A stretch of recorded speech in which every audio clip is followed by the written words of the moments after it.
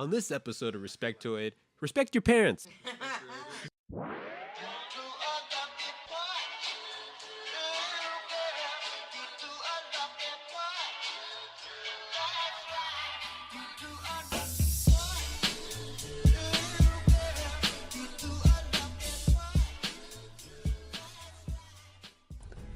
Being in a band turns you into a child and keeps you there. When did you say that? No idea. I think as a band it's sort of like a club and you stick together. But there is a point where you actually do have to grow up. From doing the bends and finishing OK Computer, we did quite a lot of growing up. And that's not to say we don't live in limbo, which we do. I think the band that did the first album, first Radiohead album, does feel like 7-year-olds really, compared to what we're doing now. I think. A bunch of idiots. My name is Todd Begay, and welcome to Retrospectoid. Joining me today is my good buddy, Tadj Hodges. Thank you for joining me, Tadj. Tadj is a musician by night and manager of Centennial Hall. They would not label me as a manager. No, my technical title is the front of house events coordinator for Centennial Hall, but I will house manage the majority of the shows there. Nice, cool. Yeah. Aside from that, why don't you tell us a little bit more about yourself? All right. Well, yes, I am not a Tucson native. I moved here in 2002. I was drawn by a friend of mine who was a local musician, and he wanted to start a project based on an electronic album that he had recorded. He asked me to be a part of that and got me a job at a record store, and I just never left. Just been here making music and working since then. Yeah, so then same friend was eventually working as a assistant sound engineer at Centennial Hall, and their house manager decided to quit. I just happened to get the job. It really was one of those, just everything fell into place. The month earlier, the CD shop I was working at, Zips, over on Zip CD and throwback. VHS, yes, over on Speedway and Kolb. Nice. Some people may not know this, but Zips was kind of like it was like a really cool little local-ish record shop that a lot of people went to get some of their. Yeah, and they actually had multiple locations at one point. Yeah, there was one on University, right? Yeah, there was. I remember my brother used to get his, NoFX and like his AFI albums from there. I'm sure that they were the ones with their finger on the pulse of what was happening. I mean, they were right next to Felt campus. like it. Yeah. That was when University used to be kind of cool, though. Yeah. But I feel like that's so funny because I feel like that was such like a Tucson story about how people end up in Tucson is like, yeah, I was gonna do this thing with another musician and I just kind of stayed. Yeah, well, we did. I mean, we didn't. It never really made it outside of Tucson, but the group in question was called Musica Obscura, and it went through several different incarnations. I was involved with almost all of them up until the end, when this individual was working with two other gentlemen. But yeah, and then it's just that thing of Tucson. If you're a musician in Tucson, you and especially as a bassist, primarily at least, I ended up just getting asked to help with other things. A good friend was a guitarist in a group called the Provocative Whites, which I started playing bass for. That's cool. What kind of music was that? That was we were doing it, it was a little early to be doing like a throwback to the 90s, but I think we were trying to do kind of a like 90s revival, like 90 apropos, I 92, guess, 95 for the subject matter today. Yeah. Well, cool. I'm thank you for coming on. I've been trying to get Tadj to do an episode for a while now. I think I've been trying to get him to do Star Trek. And I love Star Trek. Yeah, like, but I don't. I mean, for me, and then this kind of also is a throwback to '90s. It's all about the next generation, right? And of course. Even still, with that, I don't feel like I know the legacy or the lineage or the stories. You wouldn't well call yourself enough. a Trekker or a Trekkie or any I'm of that. No kind of aficionado when it comes I wouldn't to that either, whatsoever. But at the same time, what really the backstory of that is, there's a backstory to the backstory, which is my good friend Alex, who I've been also trying to get to do a podcast for a really long time. Yeah. He loves Star Trek. Yeah. He says he doesn't, but he loves Star Trek. And so I've been trying to get him to do it, and it's a real huge undertaking because it's like, well, what do you focus on, right, this and that. So, Tadj just brought up OK Computer, and I was like, yeah, hell yeah, let's do that. And the first podcast I did was Fargo, and it was pretty much the same story where my buddy Alec wanted to do a podcast, but we just couldn't figure out what to do it on, and right, he just threw out Fargo, and I was like, perfect, let's do that. Because it's so innocuous, I feel like, you know what I mean? It's so yeah.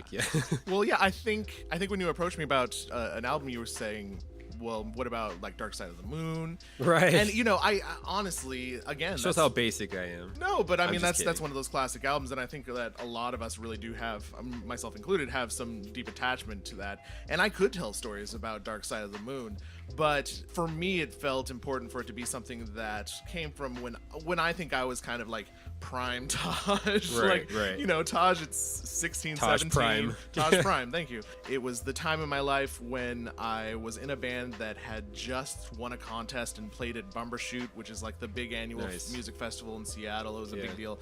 I had just started dating a young woman, and like it was the first real relationship I'd really ever been in, you know. I had just started working at the first CD store that I'd ever would work at, which would become the thing that I did for the longest time. I worked at several different record stores for a good amount of my life. So, you know, that's what kind of drew me to the idea of doing, and then to have something that kind of impacted not just me, but to like my social group, you know, the world around us. I mean, okay, if I'm being 100% honest, when OK Computer originally came out, I didn't want that. Like I was really, I was like happy, you know, I was doing good. Yeah. And 97 was also this year that all of a sudden all this electronic music that had been going on for, you know, a good decade or more was finally starting to make it to the mainstream. And so you start seeing things like you know, Daft Punk's Homework or Chemical Brothers' Dig Your Own Hole, The Prodigy's Fat of the Land. Like, you know, people can kind of turn their nose up to those kinds of groups because nowadays they're like, oh, that's, you know. But that was the best we had. Like, we were just watching The Fifth Element, which again came from 1997. Yeah. And I made the comment that I was so desperate to find like electronic music that I could actually, that was accessible, like I could actually get my hands on it, that I bought the score to The Fifth Element. I mean, I think that for a lot of people at that time, it was just really exciting. Like, you know, Depeche Mode came back together in 97 and put out Ultra. Right. And I think for me, it was like, oh yeah, why don't we do this anymore? Because if you think about it, like the early 90s was all about two guitars, a bass, drums, vocals, or, you know, just one guitar, bass, drums, vocals. And that was, as a guy that was growing up outside of Seattle, Washington, that was kind of like the template of what you're supposed to do. Right. And so then, because I always was trying to be the weirdo, I would look for that stuff. And then, like, you know, Beck comes out with Mellow Gold. Yeah. And it's like, you know, this guy's playing acoustic guitar with a sampler and a drum machine with wacky distort. You know, it showed us that there was a way to incorporate electronics with these other ideas. Right. And then you get to 97. 97 was such a huge turning point, and we'll get to more of that in a little bit. See, I just wanted to set up the year here. So the year is 1997. Jurassic Park: The Lost World is in theaters. Game of Thrones' Maisie Williams is born. The world is introduced to what would become major critical and commercial success for Radiohead. And that album was, of course, OK Computer. It was recorded predominantly from July 1996 to March 1997. It was a full 2 years after their sophomore album, The Bends. It was the winner of the Best Alternative Music Album Award during for the 1998 Grammy Awards. It reached number 1 at the UK album charts. It debuted at number 21 on the Billboard's 200. And in 2015, I didn't know this, it was included into the Library of Congress and the National Recording Registry for. I didn't know and that this either. is like a paraphrasing, but it says masterful insight in the ambiance of the 21st century, which is so apropos because I feel like this album really is like an indictment of the mid 90s. Oh yeah, I mean? Because there was the Nevermind was like the indictment of the early 90s, and then I feel like OK Computer was the late 90s, and then you've got like I feel like maybe Britney Spears or whatever for the late 90s, or you know what I mean, trying up like this what we were talking about earlier about this digestible, really kind of just making things a lot more easy for people to get into certain types of music. No, like if you think about the end of the 90s, it was all this like really disposable. I feel like a lot of us really did feel like there was a possibility that the world was going to end. It was a very nihilistic time. Yeah, it was a very nihilistic time where everybody thought, yeah, this is it. Because I mean, what could come after this? You know, because at the time the 90s were so extreme, right? That like, what could we possibly do after this? And then Y2K came around and was kind of perfect for all of us. We're like, yeah, you know, we actually have something legitimate to, you know, be worried about. 97 was also a really interesting year for just culture in general. Movies and music. Like, we'll get into the movies later, but it's funny because I was like looking through them and I was like, well, maybe I can cut some of these out. And I was trying to do it. I was like, I really can't cut out any of these because they're all huge. And we'll get to them. They're like, you know, I think there's like 21 movies that came out then that were like box office, you know, huge successes. Tadj, you want to take me back to when you first discovered OK Computer? OK Computer itself. Oh man, because I'm a lifelong Radiohead fan, and so, but it was slow coming actually. I really liked Creep, and I had gotten the bends through Columbia House. Yeah. Like I'd done one of those deals, and actually I was just talking to Steph about that because we were talking about we have to talk contesting about collections real quick. We have to talk. Oh about man, that. well can you explain it real quick? So for those of you that did not grow up in a time before downloadable music on the internet, or even streaming music on the internet, or before the internet for that matter, because this was pretty pre-internet times. This would have been like 95, 96. You could order 10 CDs for a penny from Columbia House, but then every month they would send you a subscription CD and just bill you automatically. Right. And so it was this whole scam where you had, like, you could get all those CDs, but then you were tied in for like a 2-year contract or something. So I did that, and I got to that CD. I think I also got R.E.M's Monster. I think I got the Woodstock 90 what was it, 94 I think. But when collections started calling, I said, well, I'm under 18, so I'm not legally able to enter a contract, so sorry. Thank you for the CDs. It's like this like mandatory commitment to finding new music, you know what I mean? Because it's funny in a way that, like, because I love to find new music. I haven't really done it so much lately in the past like 6 or so months, but I constantly try to find new things to listen to. It's hilarious to me that there was a service before that committed you in, like really like kind of grandfathered you into you better listen to this music because you paid for it. Well, but the problem was I mean, in my perspective at least, it was like the worst music that they would send you. It was just basically whatever was the top pop Billboard thing. Right. But I don't remember it being something that you could really like tailor it to your tastes. No, I don't remember seeing any of. I remember there was maybe a couple of albums on there that I remember seeing as a kid, because you get like the thing or whatever, you'd look at it and I'd be like, yeah, there's some things in here that I would be into, but then most of it was just. But for me also, like, half of the pleasure of enjoying music was going to the record stores. Like we had this local chain called Cellophane Square in Washington, and there was this place called Easy Street that was in Kirkland that I ended up working at later on. That was more like 98, 99. Yeah, and then in Woodinville, where I was actually growing up, I didn't grow up in Seattle proper. I grew up in a suburb called Woodinville, and we had a CD shop called Roxy's CDs and Tapes. And Roxy's had the Billboard Top 100, like that. They had a wall with 100 slots, and they would literally, that was like primarily what they sell. And then they had a little used section and a couple other things in like the electronics section. And this was the case at a lot of places around 97. Like the electronics section would be like maybe like jock jams and right. Like club weird music, club mix hits, and that's fine. But like, I knew that there were electronic artists, and we just weren't getting it in our city. And then I started working there, and that was right when like Aphex Twin put out "Come to Daddy," and actually there was one CD in particular that I got in the U section. It was MTV's AMP compilation. Oh, cool! And it had tracks by Chemical Brothers, Photek, The Prodigy, Future Sounds of London, Aphex Twin. It was just like, and it was just it's an MTV produced compilation, but that's really what made me realize, there's a lot going on that I'm not. I remember I heard around the time too. I remember I heard Massive Attack for the first time, and I was just like, "Whoa!" And then like Portishead and Aphex Twin and all those bands, and you started hearing more of that stuff, like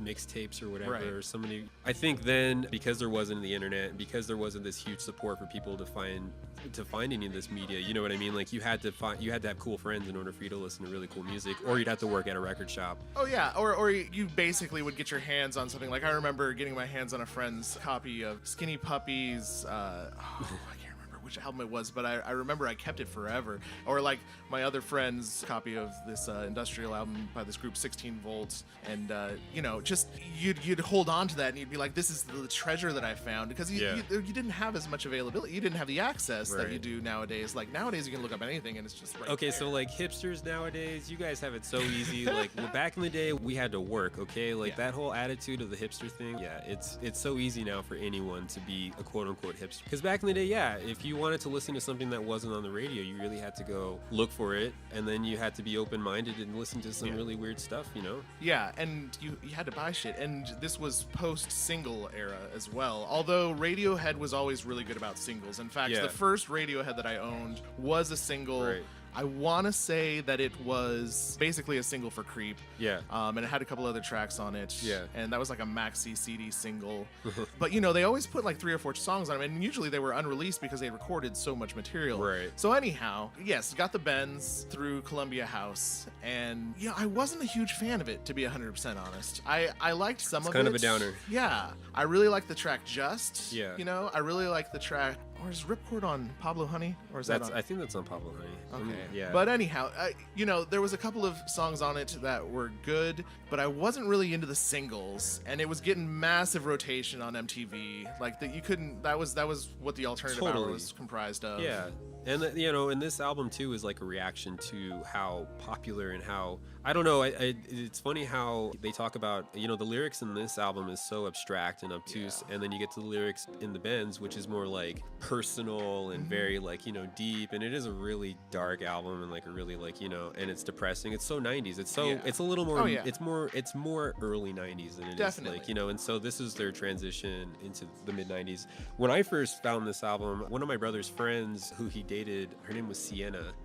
And she had like, she was into like No Doubt. She was the first. I first listened to Tragic Kingdom, which because I really liked that album. That was like that changed my mind. And then she was into all kinds of stuff, but she liked Radiohead a lot, and she had the Romeo and Juliet soundtrack, which is an amazing soundtrack. Oh yeah, a great movie. You know. Well, Talk Show Host. I mean, that song definitely was one of the things that brought me back around. Yeah, and that song was at a perfect time because I think I was in '97. I was 11, so it was like just hitting puberty. So it's like, you know, all those hormones and stuff. So you're just like this big mess when you're 12 or whatever. And so that song was perfect. If you listen to the song, you know, we could play a clip real quick. Floating upon the surface for the birds. The birds.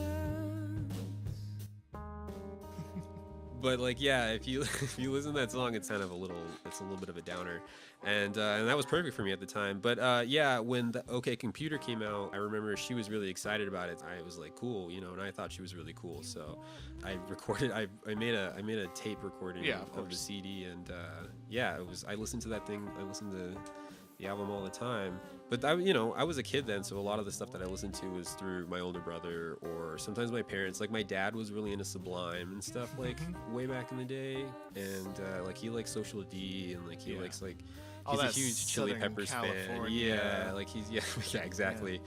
He's actually the one that got me into Bjork. He got me into like all kinds of different types of music and stuff. But when I listened to OK Computer, I don't know, like as a kid you can't really I mean you can, but like it's hard for you to look back and intellectualize how you thought about how the world works or how like society is, and like, you know, having some kind of like reflection upon, you know, all of that stuff. And the album really is like this really, really strange, obtuse view on life and existence, especially in the 90s, you know, in the mid 90s. And so I think a lot of to understand this album too is like understanding not only what's happening in the world, but what was happening in the UK. You know, there was a lot of stuff happening in the UK during in the mid 90s that we as Americans don't know about, obviously. I mean, how could we? You know what I mean? But there was like stuff that was a reaction to like Thatcher. There was a stuff that's still a reaction to all that stuff. I don't know. And then Princess Diana died. Yeah, and that's, you know, so there was a lot of, this year is such a really interesting year where like a lot, and we'll get into more of that stuff a little later because I kind of want to do like a yearbook at the end. Oh, definitely. But yeah, that's kind of like where I got into the album and where I was at the time. Yeah, if I'm being honest about how I got into the album, I didn't, because I wasn't like, I don't remember Paranoid Android really being a big single in the US. I think it was a bigger single in the UK. I don't think it got a lot of radio airplay because it was so long, it was so complex, like the radio stations weren't down with it. But when Karma Police hit the radio, and I said this to Steph today, and she's like, you say that all the time. It was basically like Fake Plastic Trees Take Two. To me, at that time, I was like, I don't, look, I want something else. you know, if it was, I wasn't listening to much rock was the thing. Like I was really into electronics. Right, and that's another thing to think about too, is that like at the time you were really into like electronic music. Yeah. You were really into like Or it was harder rock. Like I you know, that was also the year that Above the Fur came out, Yeah. which I mean, Deftones. I thought that was that album really, for me, and I was in a band that was very similar to that kind of a thing. Wasn't everybody? No, I know. We all were. But like, you know, and the year before that, Tool put out Enema, and for me, that was at that time the be-all, end-all in terms of what you could do with rock. Totally. Like, before that, it was all, you know, Smashing Pumpkins. Siamese Dream changed my whole world. That's a great I album. think to this day, probably, if I had a top 5, it would stay at number 1. Yeah, let's just talk about that now. Yeah. No, I'm just kidding. But yeah, so for me at that time, I was just starting to work in record stores. I was trying to be that cool record store guy, be into what's happening now. And Radiohead, in my mind at that moment, was like old news. Like, this is their 3rd record. Mm-hmm. You know, I've Creep won them mass acclaim. It allowed them to do whatever they wanted to do. But right. Well, it was the 90s too, so people were so cynical and over things so quickly that like, Radiohead, they had to do something different, or else they were going to end up, you know, drinking their own Kool-Aid, you know. Yeah. And people were in the 90s, we were so ready for that to happen. Well, it's like the lyric in Karma Police when he says the buzz is like a fridge. Right. He's talking about those bands, but he was one of those bands. You Right. know what I mean? Like, Right. or they were one of those bands. Right. You know, that's kind of how I was feeling. In fact, I didn't buy the record. My stepdad bought the record, and he had it, and it was at the house. My buddy, this guy, Big Mike, that was a really good friend of mine, or is still a good friend of mine. He came over. He's like, "Your stepdad has OK Computer?" Yeah. I was like, "Yeah." You know, he's like, "Have you listened to this record?" And I was like, "No, not really yet." And he put it on for me, and actually that was one of the major ties for us. Like when in 2001, when I finally saw Radiohead live at the Gorge Amphitheater in George Washington's beautiful natural amphitheater, it was with him, and like we went and bought Amnesiac at the midnight sale together. Yeah. You know, Yeah. We dissected Kid A together. He was really the one that got me into Radiohead, and it took me a while to get there. I think it probably was 98 before I really listened to the record and realized, oh my God. Yeah. And I mean, it just starts off and like, you know, boom, they fire the starting gun, and there's just no stopping. And you know, you get to, we'll go through track by track, I guess, but you know, you get to Subterranean, Homesick Alien, and it comes back down. It's all but, over the oh my place. God. That's the great thing about the album, and that's one thing that I think people like ruminated and mused on the album, and how people try to attach a lot of like they were trying to make into this concept album, which it kind of is, but it's not. It is, but it's not really. Like if you hear what Tom York has to say about his lyrics, it's so concept personal. albums have to, you know, they have like also like a technical, musical, mathematical similarity. There's an interpolation to the whole thing, you know, and OK Computer doesn't have that. The concepts are there, you know what I mean, but they're all so similar in this balloon term of just existence, basically, you know, and that was a lot of what I was into at the time. Yeah, I mean, going through and researching this album, I realized these things as you're listening to it, but when you look back, it's like the major influences on the album is like Bitches Brew, which is one of my favorite albums now as an adult. I know you like jazz a lot too. Yeah, I'm a huge jazz fan. You know, my dad was right. He's a percussionist. He's worked in jazz and blues as long as I've been alive and longer. He always had something. You know, John Coltrane was around, Miles Davis was around. He definitely was the one that was like, man, Bitches Brew. It's electric Tosh jazz. has a really funny, Tosh has a really funny 90s story about Planet Hollywood that we can get into later when we talk about movies and stuff. But yeah, so like, Bitches Brew, Coltrane, I'm a huge fan. I didn't really get into jazz until I was in high school. I was getting into bossa nova too at the time. Also, I'll Wear It Proudly by Elvis Costello. You can kind of hear it a little bit too. Follow Me by R.E.M. Dressed by PJ Harvey, which is a great song. I listened to that earlier today again, which I haven't heard in a long time. Huge fan of PJ Harvey.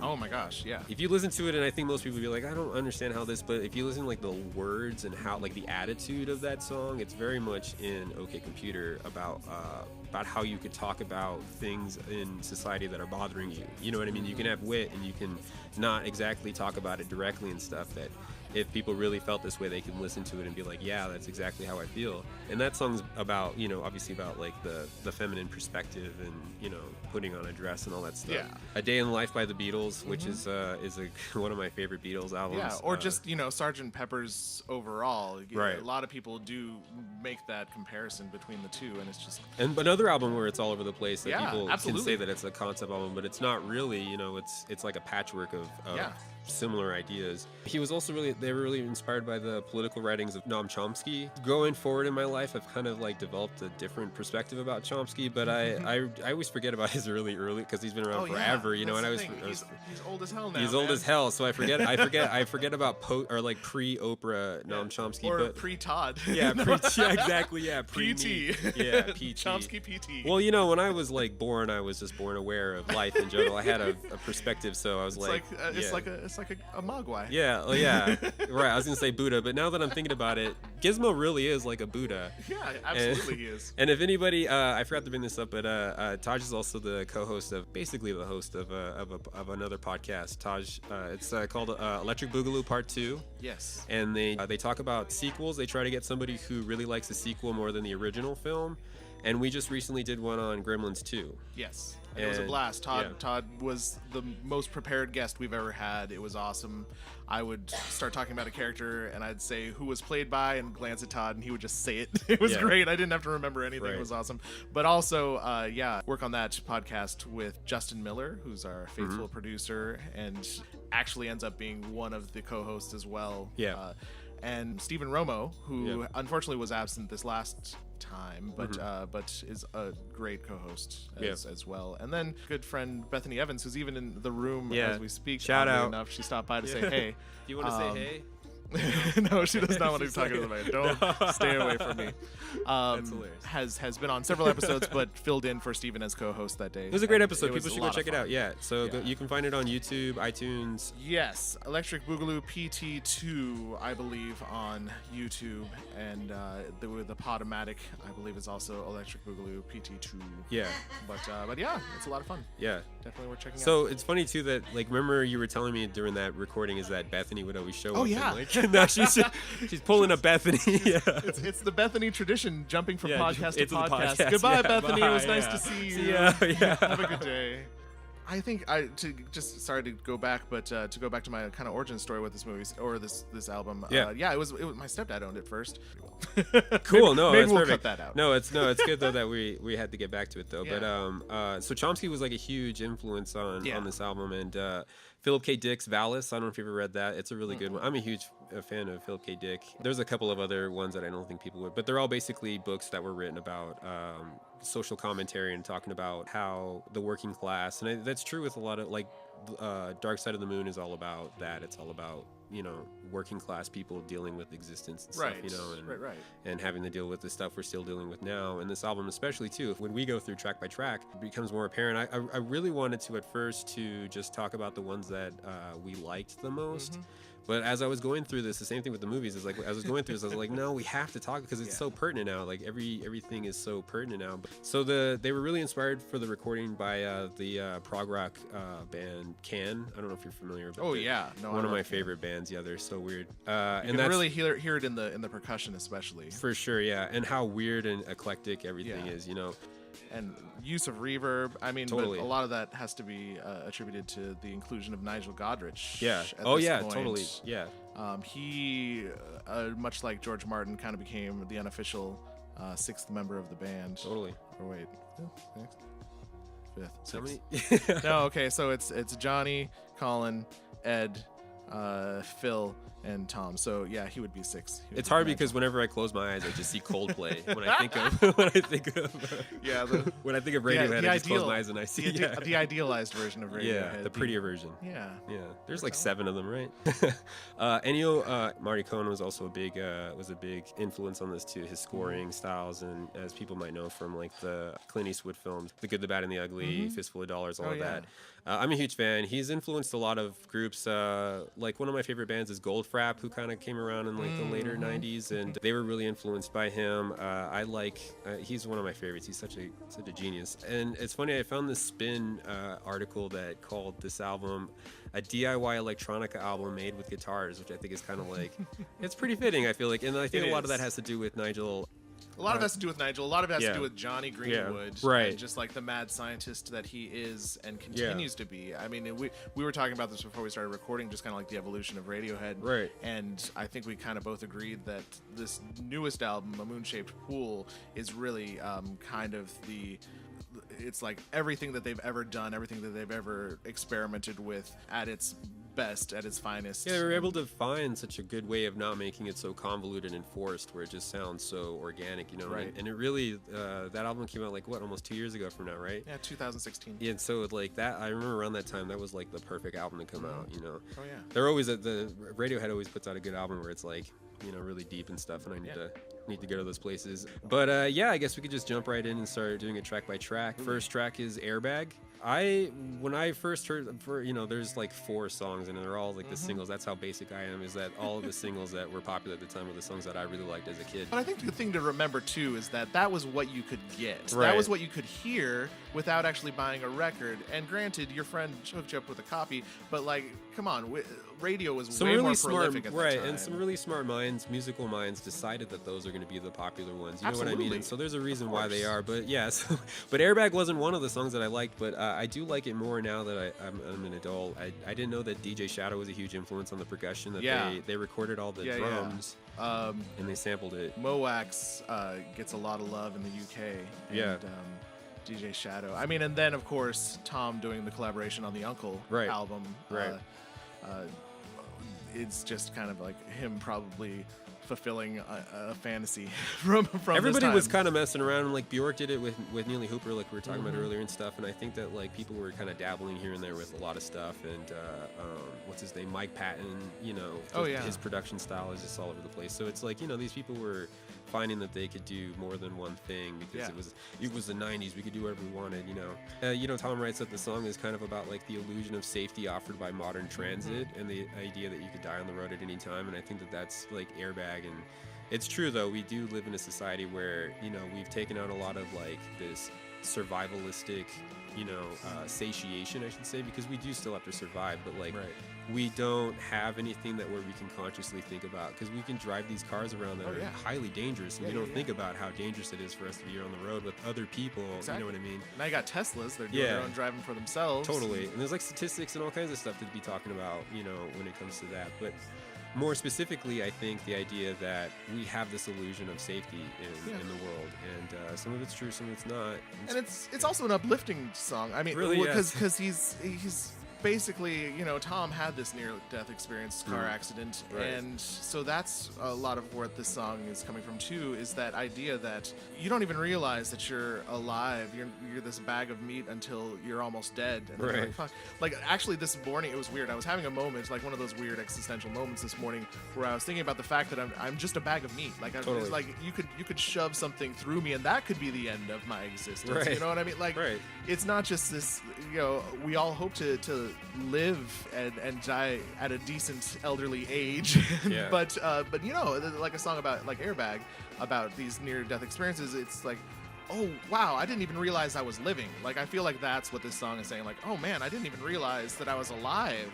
Like, well, shit, I better do something about this, but filtered through Tom York, so it doesn't necessarily sound uplifting, although, you know, that repetition of I'm Born Again really does make it feel like uplifting. And yeah, the DJ Shadow thing is heavy in there. I mean, to the extent that Colin is playing this bass line that's basically 2 notes, and just popping in and out throughout it's so the whole funny song. Because they talk about it and they talk about how it was like their attempt at doing DJ sound, and like how limited they were in their I mean, it's a loop, you know, and it's an awesome, like, Phil laid down an awesome loop. Like, it's incredible. And then all the like wishy-washy stuff that gets like mixed into it. That's some really cool stuff. But I just to touch back on the meat thing, I forget. I meat heard popsicle. that it was somebody said that we're just information encoded into meat. You know what I mean? And that's true. Yeah. Oh, absolutely. You know, and so like that. You know, but yeah, that's what that song. Yeah. And such an amazing way to kick off the album. Yeah. Just to start it with, you know, you've got this soaring guitar with the cello underneath and the tambourine, and it's just so like Sgt. Pepper. My God, it really is. Yeah. It really is like, who knows what's gonna happen, and then all of a sudden the drums just ba ba ba ba, and I mean it's just you're immediately, especially if you were one of those people, and this was a lot of us in the 90s. You know, you listen to something with really good headphones and are on a really good sound system. You know, that's something that's kind of gone by the wayside, where a lot of people just listen to things off phone or off their laptop. Right. But like, this was an album that you wanted to just be completely engulfed by it, in the same way that you did with like Sgt. Pepper's. And yeah, I just remember putting on my headphones and just like, as soon as those drums, just like, whoa, it's just a wake up call. And really, because if you think about the beginning of the bends, it's got that kind of like warbly. It might be the Mellotron. I'm not sure if they started using it that early, but it's like just kind of like. This album for sure uses the Mellotron a lot in it. Yeah. Oh, tons. Yeah. Yeah, and then we slip into Paranoid Android, a huge single off of that one. Big and fan like favorite. a seamless transition too, with the beeping heart monitor kind of thing, and oh man, and then that song. I think that if I did hear that on the radio, because it was the first single. It's their longest track. It is their longest track. 6 minutes and 23 seconds. But if I did, I just wasn't ready for this album when it first came out, and it took me about half a year to find it and really fall in love with it. It's crazy. This song actually started out as a 14-minute long iteration that they used to tour around with when they were touring with Alanis Morissette. And I had on the Jagged Little Pill tour. apparently had this huge long organ solo in the middle, which I really want to hear. There's no like recording of it.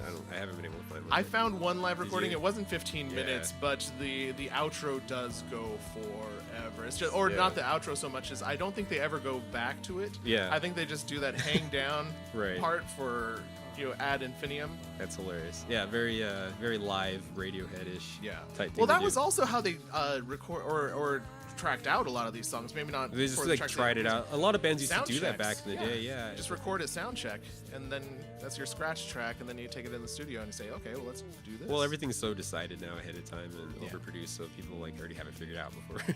Speaking of recording, though, the way they recorded this album was so cool, and was it Jane Foster? No. Seymour? What's her name? Dr. Quinn, Medicine Woman. Yeah, so, she was like the owner of this mansion. Yeah. It's St. Catherine's Court. So a lot of the album was recorded in this old mansion. Only a couple haunted of them were mansion. a haunted old mansion. In fact, and Radiohead's always been known for going to some pretty crazy extremes when they come to recording. They'll go to like India or whatever. And But this was them also taking the reins. They were like, we don't want to be in the studio. We want to do our Well, own thing. it wasn't We've made working, your life. right? Yeah, they tried it in the studio and it wasn't working. Yeah. And they were like, we can't do this. So that's when they were like, we're big enough to just record it in an old mansion. And when we went back with the Alanis thing, it was sort of similar. You know, we kind of had a similar thing. About the recording of the album. Yes. Where'd you do it? We did it in a nice big house owned by someone famous who doesn't live there anymore. Okay. And it was cool because it had lots of stone and it was very old. It's 15th century. And one of Henry VIII's wives had died in childbirth there, and she was kind of still there. Was she? Could you feel her energy? Oh yeah. Yeah. I think for me, I put like the same Paranoid Android is that we had a real laugh doing the music for that, and it was really funny, and we had a really good time. And the lyrics were like the opposite of that, because I felt I could write the other stuff because we're having a good time with the music. So it was a liberating thing. And then they give them Paranoid Android, and they say, here's your first single. Right. And they're like, what are we supposed to do with this? Yeah. But in the long run, when you look back, you're like, oh yeah, it makes perfect sense. It's in the same way that Bohemian Rhapsody. Like, I wonder like what a record exec said about that when they turned it in. They were like, here's what's. I know. I just actually read that recently when they were talking about that, because that new Freddie Mercury movie's coming out. Yeah, they told them that this song was so ridiculous and it was over the top, and they were talking about how how many overdubs are on that song. You know what I mean? It's like, and that wasn't done before. Nobody put together this operatic mishmash of so many different styles and tempos and stuff. And that was what was really cool about this song, especially, is that the unusual structure, the Pixie influences on it. They were talking about how much the Pixies influenced this song. And the lyrics of it are inspired by, I guess, this incident that happened. A lot of this seems to happen to do with Tom York reflecting on human culture or American culture. Yeah. But he went to this bar, I guess, in LA, and I guess this hoity-toity rich woman got like a drink poured on her or whatever, and I guess she flipped out, and he was recanting about how she reacted, or she overreacted in his opinion to that type of thing, and you know, and how ironic that everybody was there to have a good time, and kicking, she was screaming, so exactly, so you know, and America is the world to its extreme, you know what I mean? And so, like, as far as certain... especially where they were probably going, you know, New York and Chicago and LA. LA. It's like... mid-90s LA. Yikes. But the song's named after Marvin, the Paranoid Android. Yes. Sorry. Did I say something wrong? Pardon me for breathing, which I never do anyway, so I don't know why I bother to say it. Oh, God, I'm so depressed. Here's another one of those self-satisfying doors. Life. Don't talk to me about life. No one even mentioned it. Glad to be of service. Douglas Adams, I'm a huge fan of his stuff, and The Hitchhiker's Guide is throughout this album, but there's a line that I really like: "When I'm king, you'll be the first against the wall." And that was a line from the book where they were talking about the Encyclopedia of the Universe, and how the Hitchhiker's Guide was written, and the way they got around a copyright infringement is that they sent the book in the future they sent the book back into the past, and then they ended up starting this like revolution, and then so all the writers were the first against the wall. It's a really fun. I love it. So British, but and this album is really British. Yeah, and so much of it is based around hitchhikers, because what I read was that they were listening to the old BBC radio show version of Hitchhikers, and so that's even where OK Computer comes from, because that's what they always say. OK Computer. Yeah. So that's kind of like. The if people haven't heard any of that, I think the first like the gateway drug into Hitchhiker's Guide, if not reading the book, then finding on. I think a lot of it's on YouTube, but you can watch the old BBC serial, which is like this like mini series. It's so good. It's so like, and they're not even trying to sell any of their bad effects, like 80s effects, as being anything other than what it is. It's so British. It's very like dry, but it works because they're, you know, if you're in on the joke, then you can look past how like crappy the effects are. It's the same thing with Doctor Who. You know what I mean? Like early Doctor Who, their budget was, you know, like 10 cents. Well, I loved those books. I mean, I read them all in junior high, and then I think again in high school. And since I'm a huge fan of British humor. Yeah, but even the movie with Mos Def is actually pretty fun. Okay, here's the thing. I do want to talk about. Okay, let's talk about that real quick, because I think that I do really like that movie. And the thing that people forget is that Douglas Adams wrote that screenplay. Yeah. He worked on that screenplay since the 70s. Yeah. He's been, you know, that what ended up on screen is exactly what Douglas Adams wanted. And it's a condensed. Yeah, and if people don't understand the decisions that were made in that movie, then they may not understand Douglas Adams. You know what I mean? Like they just, you know. Oh, real quick, we have Starship Troopers in the background playing. Suddenly, Stephanie was holding her hand up in an awkward manner, and my back is to the TV. I think it's Jake Busey that she's covering his face. She doesn't want to see. Starship Troopers has amazing effects, as I'm sure a lot of you know, and is also from 1997. Well, yeah, we'll get in. Yeah, it's a very good movie. Paul Verhoeven's one of my favorites. And okay, so the music video to Paranoid Android is something to talk about, because that was one of the things I saw that I really liked. MTV2 was coming out really big. I think it came out in '96. After the Real World Wars, or the Real World Road Rules Wars of the mid '90s, that took over MTV. Totally, MTV was, everybody was complaining that, like, you know, they weren't playing music and all that stuff. So they were like, okay, repeats. well, we'll make MTV2, and ironically, they had to keep creating more and more channels because they kept filling them with all this garbage, you know, reality TV and stuff. Yeah, exactly. You know, if you think about it, Real World really is to blame for the vast majority of the reality TV. I mean, it was good TV, and we needed it, I guess. I mean, MTV that was there for, you know, it's music TV, but at the same time, I guess it was also a cultural thing. You know. Oh yeah, and it was a shift that was happening. But I would prefer music on MTV as opposed to the garbage that's on there now. But the music video was directed by Magnus Carlsen. He's the creator of an animated series called Robin. I do remember seeing this, and it wasn't really my It's not my. Yeah. It was you know, because I think relatively close after that was when like, or it might have been right around the same time, Dr. Katz. See, I was going to bring that up. Yeah, Dr. Katz, I wasn't a fan of the animation style. I just I thought the humor was okay, but I just didn't really care for the wobbly lines. Yeah. And, you know. But it became a thing, and then home movies, you know, Brendan Smalls. Yeah, they kind of brought it back. Later goes on to be, you know, Metalocalypse, which is that's hilarious. So funny that to a me. lot of the stuff that ended up on Adult Swim, like in the early 2000s, is stuff that should have been on TV, like in the early, you know, the mid 90s. Well, that was they had a stockpile of all this stuff that, you know, they were trying to sell it, and I bet they got it for cheap. Oh, I'm sure. Yeah. So I could talk about those first two songs forever. So we should probably we're gonna move on right now. We're gonna move on. We're already so the next track, Subterranean Homesick Alien. I really like this song because it had kind of like a southwestern type of like, you know, guitar. As a kid, I liked the way that I was really into acoustic guitar, and I really liked the effects they had on it. And but as an adult, as I got older, and realizing that they were doing a lot of stuff with like Bitches Brew, like this song especially, like the atmosphere and like it's basically designed to emulate a track off of Bitches Brew. Lyrical content of it too is something that I always really liked because it's basically about this guy who's like, you know, having unrequited love with aliens or wanting to be abducted, and you know, this person feeling alienated by society and feeling, I guess, a kindred spirit with like aliens and the paranormal.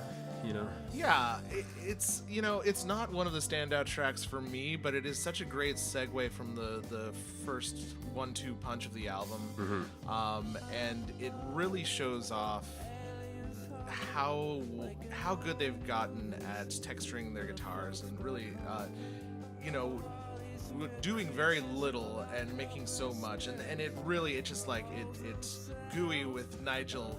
Yeah. You know, it's like that is where he really excels. Right, totally. Is that kind of like creation of this this whole, you know, reverb is reverb, but it feels like an atmosphere. It's not just you know, guitars that ring out forever. So. And he's like working with very little in that album too, or that track. But and then so, you know, I like that track. It's not really a big standout for a lot of people actually, but I like it. So there's also exit music for a film, which was of course used in Romeo and Juliet. That track was basically commissioned by Baz Luhrmann for the album, and which it didn't make it onto. It didn't make it onto the soundtrack. Did it make it into the movie? What scene? No, it was supposed to be. It was supposed to be after. It was supposed to be the ending when Claire Danes shoots herself, and so they recorded it immediately after being shown that scene where she takes the Colt 45 and she shoots herself. Yeah, I think it's awesome that Talk Show Host ended up being the song that's really associated. It's perfect. Yeah, it's perfect. I guess because you know Baz Luhrmann is also trying to make commentary in his film, so it totally worked with the track and stuff. My buddy would do this thing where he'd walk around with like a cigarette coming out of his lips and hold his little notepad, and he would go boom boom boom boom, boom and just like pretend like he was writing sad poetry on the beach. Yeah, like Leo. Oh, flipping Leo. His hair. Oh, little Leo. Oh, little Leo. He was so little in '97. He was so little. He's so swollen now. Yeah. I mean, I'm not one to talk, but I mean, I was swollen in '97 Plump. too. Yeah. Yes. Yeah. So I guess I can talk a little bit. It's like a summer sausage. No, exit music for me, you know, it's definitely it changed the way I thought about what I could do with bass. You know, like when they get to that break, bum bum ba da ba da bum, and the bass just it's like this buzzsaw, and I realized, oh wow, like there's options. Like as a bassist, I'm not really limited to you know, and I was already kind of trying to do quirky things with my bass playing. I was adding chorus, which was a very kind of like 80s thing to do. That more, I think I got that a lot more from like listening to The Cure. But then you start to hear these. It's like a synthesizer basically, but it's definitely Colin playing a real bass. But yeah, the opening with that acoustic guitar, and this is a song that, you know, Radiohead, if they're not known for anything else, they are known for the way that their songs are this gradual crescendo until this like cacophonous climax, you know, where it all just kind of starts to fall apart, and this song is like a perfect example of that. Totally, literally, yeah. And then it comes zipping right back down to this little tiny whisper at the end, where he's singing, you know, we hope that you float. and oh my gosh, it just like cuts right down to the core of you. I mean, like this song was, once I got over not wanting to listen to a depressing rock album, this song was like, oh, this is my soul singing out loud. Totally. Like, I was telling you guys, like, I found my journal from '97. He has his journal. It's got look at that. There's got an alien sticker such in there. Like a mid-90s. No lines. It's this weird like papyrus with like little leaves inset. I've spilled drinks on it. I mean, this book has some of the crazier stuff that happened to me between 97 and 99, and I started writing it in June 21st, 1997. Pretty close to around the time that the album came out. It was right after the album came out. But like that song is like this journal, like that's like was tortured, 17 unrequited love, and all of that.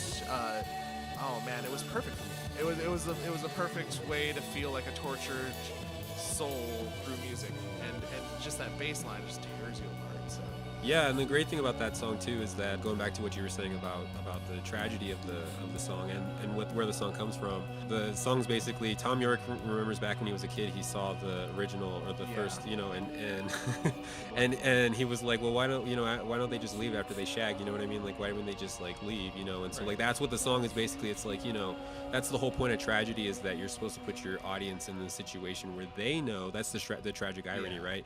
The tragic irony is that as an audience member what's going on, but the characters don't know. Exactly. Right? And so this song is like his reaction and his and it's kind of unfortunate that they used the classical a classical track, which worked in itself, but and there's a part of me that's almost grateful that because then it wouldn't have been on this collection. I think it works so well. Yeah. To have that really organic guitar, especially after Subterranean, to just like snap you back to, oh right, this is like a group of musicians. Like this is these are people actually banging these things out on. They're making music, right. And that's the thing about Radiohead, and I think where a lot of Tom's writing comes from is like these are 5 amazing musicians who went to private school. All they would do when they first started was like record and write. They didn't play out for about 5 years into their career. They didn't care about anyone's reactions. What Radiohead loves is recording and playing music. Yeah. And I think it got really hard to love it as much. I mean, the tour they did for the Bends was, I think it was like a year and a half where they were basically on the tour nonstop. Yeah. And like you said, they end up like joining a leg of the Jagged Little Pill tour with Alanis Morissette, which opened up their audience a lot. But like I think that was almost part of my hesitation to get on board with Radiohead early on. They were smart, right? Yeah, I mean, marketing wise, and then having a mega hit like Creep on a pretty bland album. I mean, here's the thing about Pablo Honey. It's not that it's a horrible record, and a lot of my fellow music nerds will argue till they're blue in the face that oh my god, it's atrocious. It's like a C+. I feel like it's just a generic 90s alternative rock record. Yeah, it's got some good moments, it's got some bad moments. It's not bad. Overall, no, but it's not the Radiohead that they would eventually be. Right. And it's not like it's not like Weezer's Blue album. You know what I mean? Exactly. But I also think that they had signed to a major really quickly, and a lot of people were like, what are you doing? And I think that in the beginning, they were just trying to do, even though they were doing their own thing, they had so much material, they were just like, okay, well, which ones do you guys want us to put out? Right. And like, that's how something like Pablo Honey happens. Mm-hmm. And then the Bends, because Creep was so successful, that's why the Bends gets a little like crazier, they wanted to like a little bit test, more out there. yeah. They wanted to test the people and be like, "Oh, we thought this was going to be, Creep again." But the other cool thing about this track is that the vocals, going back to the recording of in the mansion, is that the vocals were all recorded in the stone staircase of St. Catherine's Court. I think that's pretty cool. Yeah. Let Down, the next track, I think I like. it's okay. It's there. It's okay, it's a really disturbing video.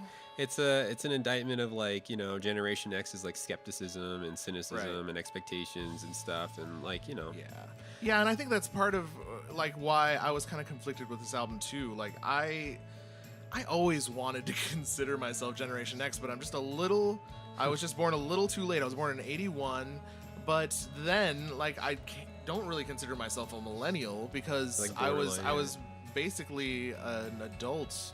I mean, I was 19 when we got to 2000. You know, so it's tough. Like I was talking about this earlier. Like I never did a research paper where I utilized the internet as a source. Right. I didn't have a smartphone until 2006 or something, 2007. Right. You know, like I started using the internet at a certain point because I lived with other people that did. But yeah, so I think that there was a part of me that was really tied into that whole like Gen X idea, and I always wanted to be a part of that and emulated a certain amount of that. But then because I was a little bit younger, a part of me did want to get caught up in the hedonism of the late 90s and like put on, you know what's weird? Put on the red cap. Like Fred Durst. Isn't that weird to think about now with the red cap associations? Like Fred Durst, if you think about it, Fred Durst was kind of the first seed. True. Yeah. I mean, Trump's been planting seeds forever.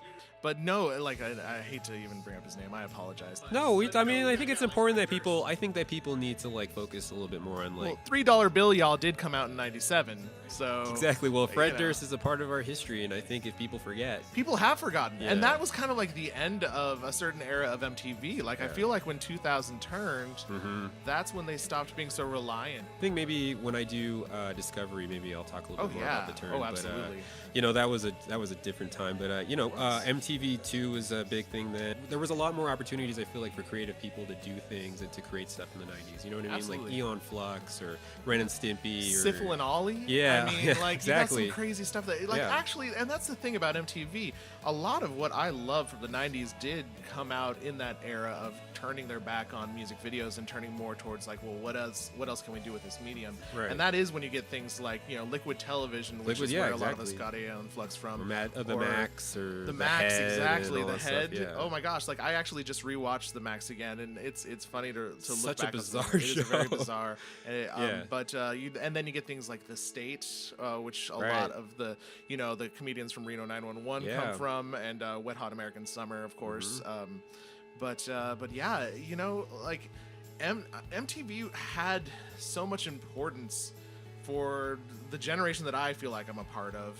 And I think that at that time, it was like a good friend betraying you. Like that's the way I felt about MTV at the end of the '90s. I was like, I've invested so much in you, and like all that good stuff. I feel like a lot of that good stuff was more like '95 through '97, and then like '98, '99, 2000, like it all started to fall by the wayside. Britney Spears and stuff started coming out. Yeah, it was. Like, what did you do? Like what? You know, like I don't know. People were but that was a reaction because people were just so tired of. And this is like something I know because I'm like the early 90s as a human being, you know what I mean? Like I'm very deep and like, you know, it gets tiresome after a while. I know it gets, you know, it gets bothersome sometimes from people. I get it, like, you know, and so people need a break from, people need the Britney Spears and they need the 98 Degrees, you know, and I get that. And that was just what we needed as a society is we needed to have a little more fun because this album is, I don't think one of the words I would describe this would be a fun album. It's a great album. It's a great album. I don't think I'd be like, yeah, this is a fun album. And I don't think it's a challenge. Like, you know, like some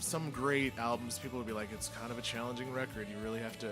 No, it's not challenging. But what it does do is it has peaks and valleys. But I think while I was re-listening to it so much in the last couple of weeks, I realized like, I haven't really been listening to as much Radiohead in the last. I definitely listened to a Moonshaped Pool a lot, but like, and then going back through the catalog over the last couple of weeks, I was like, oh my god, like periods of just not listening to Radiohead. But yeah, like it gets really slow and it gets really dark and it gets really melodramatic at times. Well, speaking of melodramatic, we got Karma Police. The next song. I didn't know that this borrowed a chord progression from the Beatles' Sexy Sadie. I didn't know that. I learned that recently. This is definitely a very British, somber, piano-driven. Such like it's like let's talk about something really like dark, but have like this wit to it. Yeah, and it's good. It's but it for me, like especially it being kind of the single that drove this record. It was definitely one of the things that turned me off early on. I wasn't necessarily like this. If it's all like this, then I don't really want to be a part of it. Yeah, it was for me too. I feel like that too, where I didn't really want to get into this album too much because of this, and I remember seeing the music video a lot too. But you know, I think that now, and obviously now, it's a lot easier to get back into it. You know, I did, like I said, it's one of the singles that came out, so I really liked it back. Yeah, and it is a good song. It is a great song, and I do love the refrain that this is what you well, like get. the whole, I guess, like the meaning behind the whole thing is, I guess when they were on tour, they used to have this joke whenever someone was acting out of line, they would say like, oh, the karma police is gonna get you.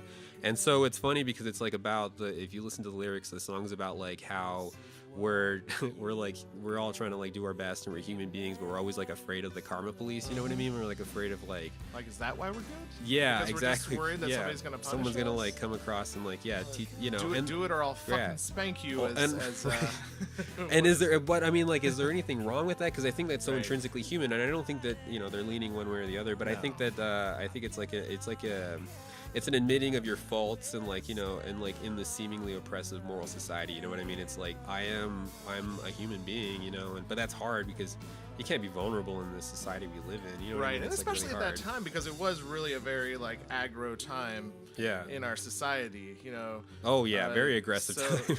So yeah, we're dipping back into that aggression again, like, you know what I mean? Like, but the music video to this song I really liked. It was Jonathan Glazer, an amazing director, one of my favorite directors. He directed Under the Skin, which is a great film. If nobody's seen it's Scarlett Johansson. It's a great film. She plays an alien. But if anyone hasn't seen it and they love movies, they should check it out. It's on Netflix right now. I will check it out. It's really good. It's very well directed. It's like, when did that come out? It came out in 2014, I think. Okay. I was living in San Francisco at the time when that came out, and I was going to the Kabuki, name drop, Kabuki Sundance Theater a lot. But yeah, I really like the video. It's this video where this guy, it's Tom York in the back of the car, and he's driving along, and there's no driver, and they're chasing down a guy who's running.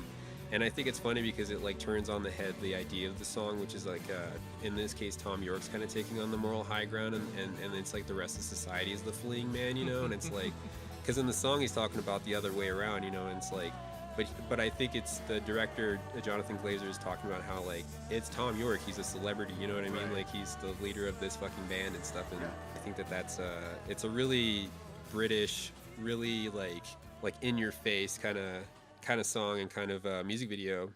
Next track, Fitter Happier. I didn't really like this when I first heard it, but going back I'm like, whoa, this is really crazy. And then I was listening to like what it's like the lyrics and stuff, and it's all crazy stuff. It's like a checklist. I think Tom York says it's like a checklist of 90 slogans. But I was feeling really uncomfortable by it when I was listening to it, and I read that Tom York said it's the most upsetting thing he's ever written, and I feel like, because I'm a writer and I write stuff, and there's times where there's shit like that I've written where it's like you look back and you're like, whoa, like, you know, I'm like, am I like, is there like a demon in me, you know what I mean? Like, I guess that's just like society. But yeah, it's a great song. If anyone's ever like glossed over this track, they should definitely listen to it. It's very like surreal and weird, and it's only 2 minutes long. But then it's just Tom on piano, and I feel like it's maybe Nigel doing kind of the spacey sounds, or maybe Johnny. But oh yeah, and then there's also like the Mac, and then just the Mac voice. What's his name? The guy. It has a name. I think they called him Joe. No, it's not Joe. I think it's like Fred. Fred. It is Fred. Yeah. It's whatever your phone can do it. Right, and this was, you know, the time before computers could. I mean, you know, nowadays Siri sounds like a real human for the most part, but this was a very different time in computing. Oh, even what's his name? Stephen Hawking, who had the most like advanced vocal synthesizer. He still sounded definitely close to that. Yeah. But yeah, this actually, when my stepdad did buy the record, I remember him being like, "Hey, come in here, check this out. This is hilarious." Yeah. Playing it, and him just like laughing his ass off. It's so funny. It's like it's so hilarious. Well, there are some great lines. I mean, it's like a cat tied to a stick that is driven into frozen winter shit, and you're just like, what? Right? I know. You know, and you know, and then the, you know, closer with like a pig in a cage on antibiotics, and you know, Tom's really talking about you know, now the meat industry and how we're eating all these things that we're feeding to all these animals, and you know, we tried so hard in the 90s to fix society and we failed. No, you know, Generation Z. Yeah, it's your guys' chance to fix this shit because we tried. We what we tried in the 90s was just making it okay to do anything. And what's happening now is the backlash of that, where we're realizing, well, unfortunately, that doesn't allow for marginalized populations to get their dues, because if everyone's allowed to say anything, then that's the source of the problem, and like that's the reason why you see we'll get so to many. a point. Yeah, we'll get to a point in society where we could do that again. Right, we could absolutely. try to do it again. We could totally try it again, but right now we can't. No, we well, like shouldn't. I was having a phone conversation with my mom on Friday, and you know, Todd will make fun of me about you know, my origins or my races, and you know, my dad is, you know, a very Irish, Scottish, British white dude, and my mom is a Mexican and Native American. So I have this, like, my sister looks just like my mom, I look just like my dad, and so I have this thing in me that she doesn't always want to admit that I am seen as a white man. Right. And so yeah, you know, that's something that we're dealing with now, is like you know, privilege, and that was the problem with this whole 90s thing. And that's like, you see these dudes that are like, you know, mid 40s, early 50s, that are the dudes from that generation.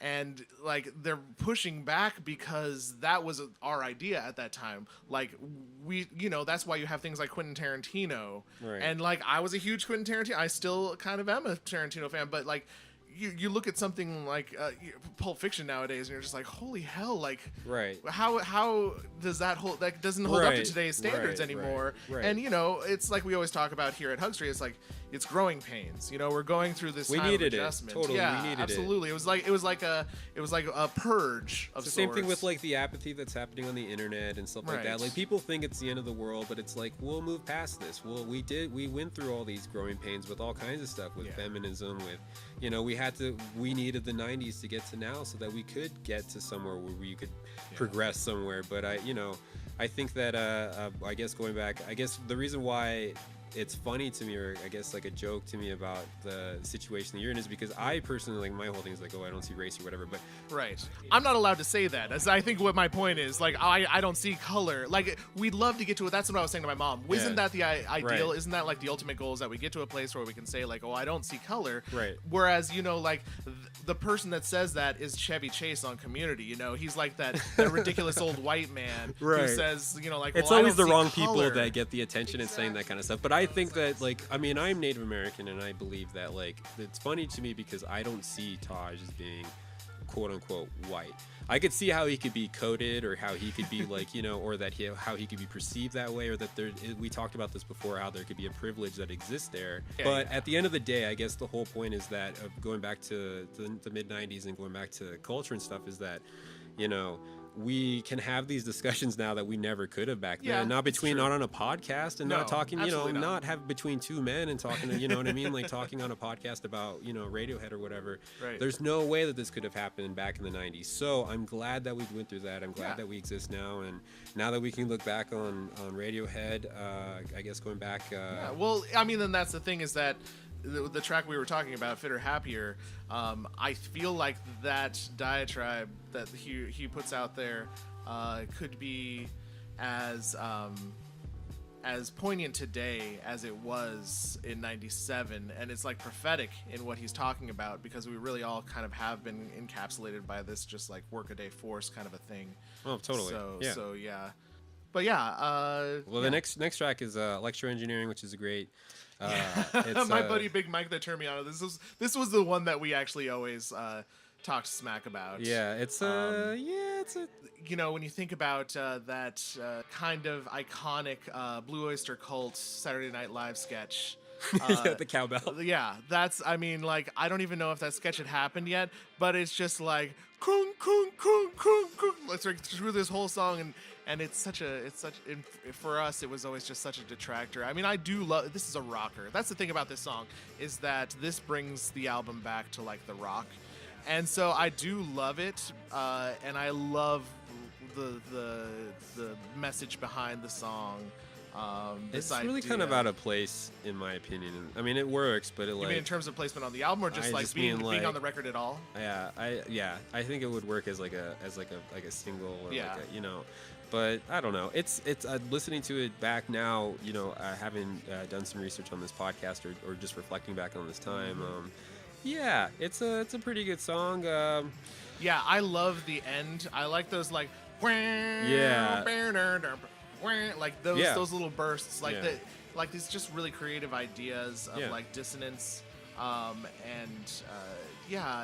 cowbell aside, it really is a banger at the very least, and like the chorus is great, and they have that build up to the outro, and it's in my opinion they made a wrong choice with that cowbell. Maybe that was kind of the point. Maybe because it's totally. It's like electioneering. It's like these politicians just kind of like driving into your skull, with their agendas. He wanted to. Right, the lyrics are like, I guess, inspired by the poll tax riots in the UK at the time, which is a result of Thatcherism and stuff like that. And then there's also the Tom York felt like he was like a politician on stage selling ideas to like the masses and stuff, and so like it was like this weird, you start feeling weird as anyone who watches like Behind the Music.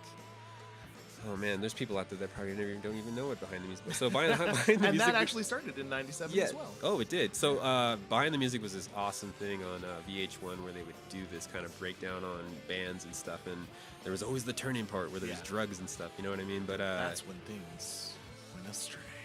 So and so was sick and tired of being sick and tired, that kind of stuff, and it's a great show, and I'm sure it's all on freaking YouTube or whatever easily, but so it was a cool. I like the song. I like it now. But it is a little wonky, and you feel like there are other songs that now that you have like the OK Not OK re-release and everything, and actually we were that was when the internet really did start becoming something that you could utilize. I remember that was the thing that was really cool, was being able to like get all those Radiohead singles, because it's like I said earlier on, like they would put out a single and they'd put like 3 or 4 tracks, and they would be legit studio produced tracks that just didn't make it onto the record. You would think that there might have been something else that could have fit in there. Palo Alto, I think, might have been a good one to put on the record. Possibly. Or what was the one? There's. Is that Palo Alto? I think no. Palo Alto is the floaty one. Anyhow, I think the thing though is like, as there's not a whole lot of tracks on this album, so I mean, like you could have put something else in there, but it works. Climbing Up Walls is another good one that I think it's a pretty good song. It's inspired by Tom York's time as an orderly at the during the care community policy, which was like a deinstitutionalization of mental health patients. That's a huge word, by the way. I was like, dude, it's such a freaking huge word. There's also deinstitutionalizationing, which is like the active I really like etymology and I like words, so I really kind of ruminated on that one for a while. But so it's like, this thing that happened in the UK is something that we went through in the 50s and the 60s with the deinstitutionalization of mental health institutions and stuff. And actually that's where Geraldo Rivera got his really big start. He was a reporter journalist back in the 70s, and he did this report on this mental health institute that really kind of started off because the way that people that were mentally challenged or had learning disabilities, the way that they were treated in this country up until relatively recently was really bad. In the UK it was even more recently, even as far as like the 80s, because during Thatcherism they really like a lot of deinstitutionalization that happened during that time, where they just were like, let's pull the funding and not and what are we going to do with them? Well, now they're homeless. It's and San Francisco suffered because of that. What happened in the 50s and 60s. The homeless population has always been pretty bad in most of these cities that have huge homelessness populations. A lot of that is because of what happened then. A lot of the older homeless people that have unfortunately made it this long. And I feel like that's kind of the comment that they're making in Rabbit in Your Headlights too, with the actual video, with like the madman running down the middle of the street, and then finally like a car crashing into him, and just showing like this is gonna be a problem. Like this isn't going anywhere. It's like how do we treat our most vulnerable people and like out of our society? And I think that's like judge a people by how they treat the poorest amongst them. Exactly. And so and Yeah.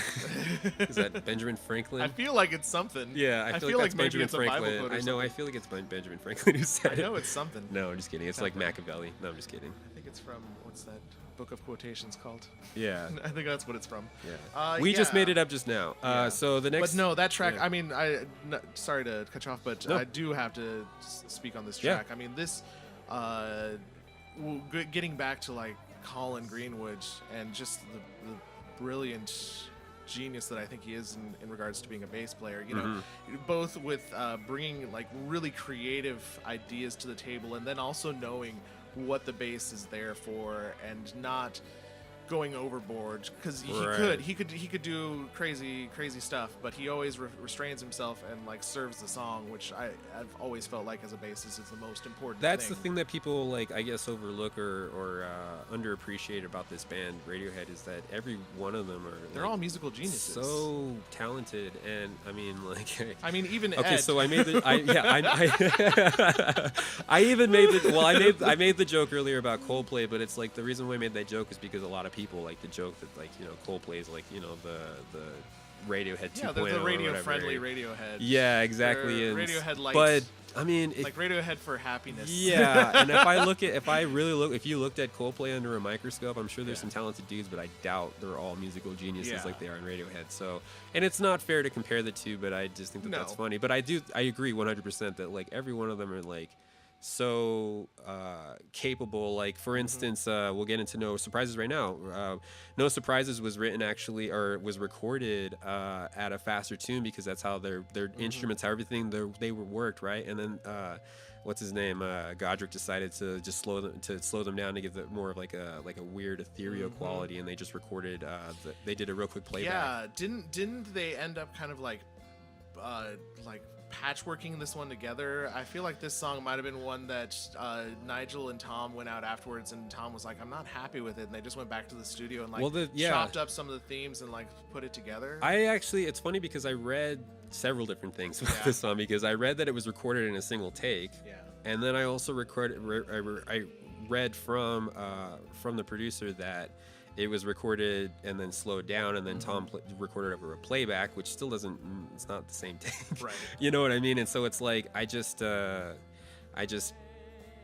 know. Yeah. I don't know the answer to that question, but it's... You tell us, fans. Yeah, fans. Write it in the comments. Comments. Subscribe, write in the comments. That's the thing, though, is that Radiohead fans are so...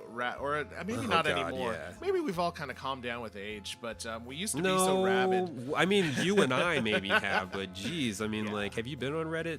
I mean, the cult of Radiohead was a big deal, and my buddy Paul Jenkins will attest. Like, he is one of the people that would go on all of the message boards and everything, and it's a crazy culture. And like, I'm just imagining Paul now, like, kind of messaging. Oh my gosh, I'm a 37-year-old man who still has multiple Radiohead posters on my walls. Yeah. You know, like but I don't think I was ever quite as rabid.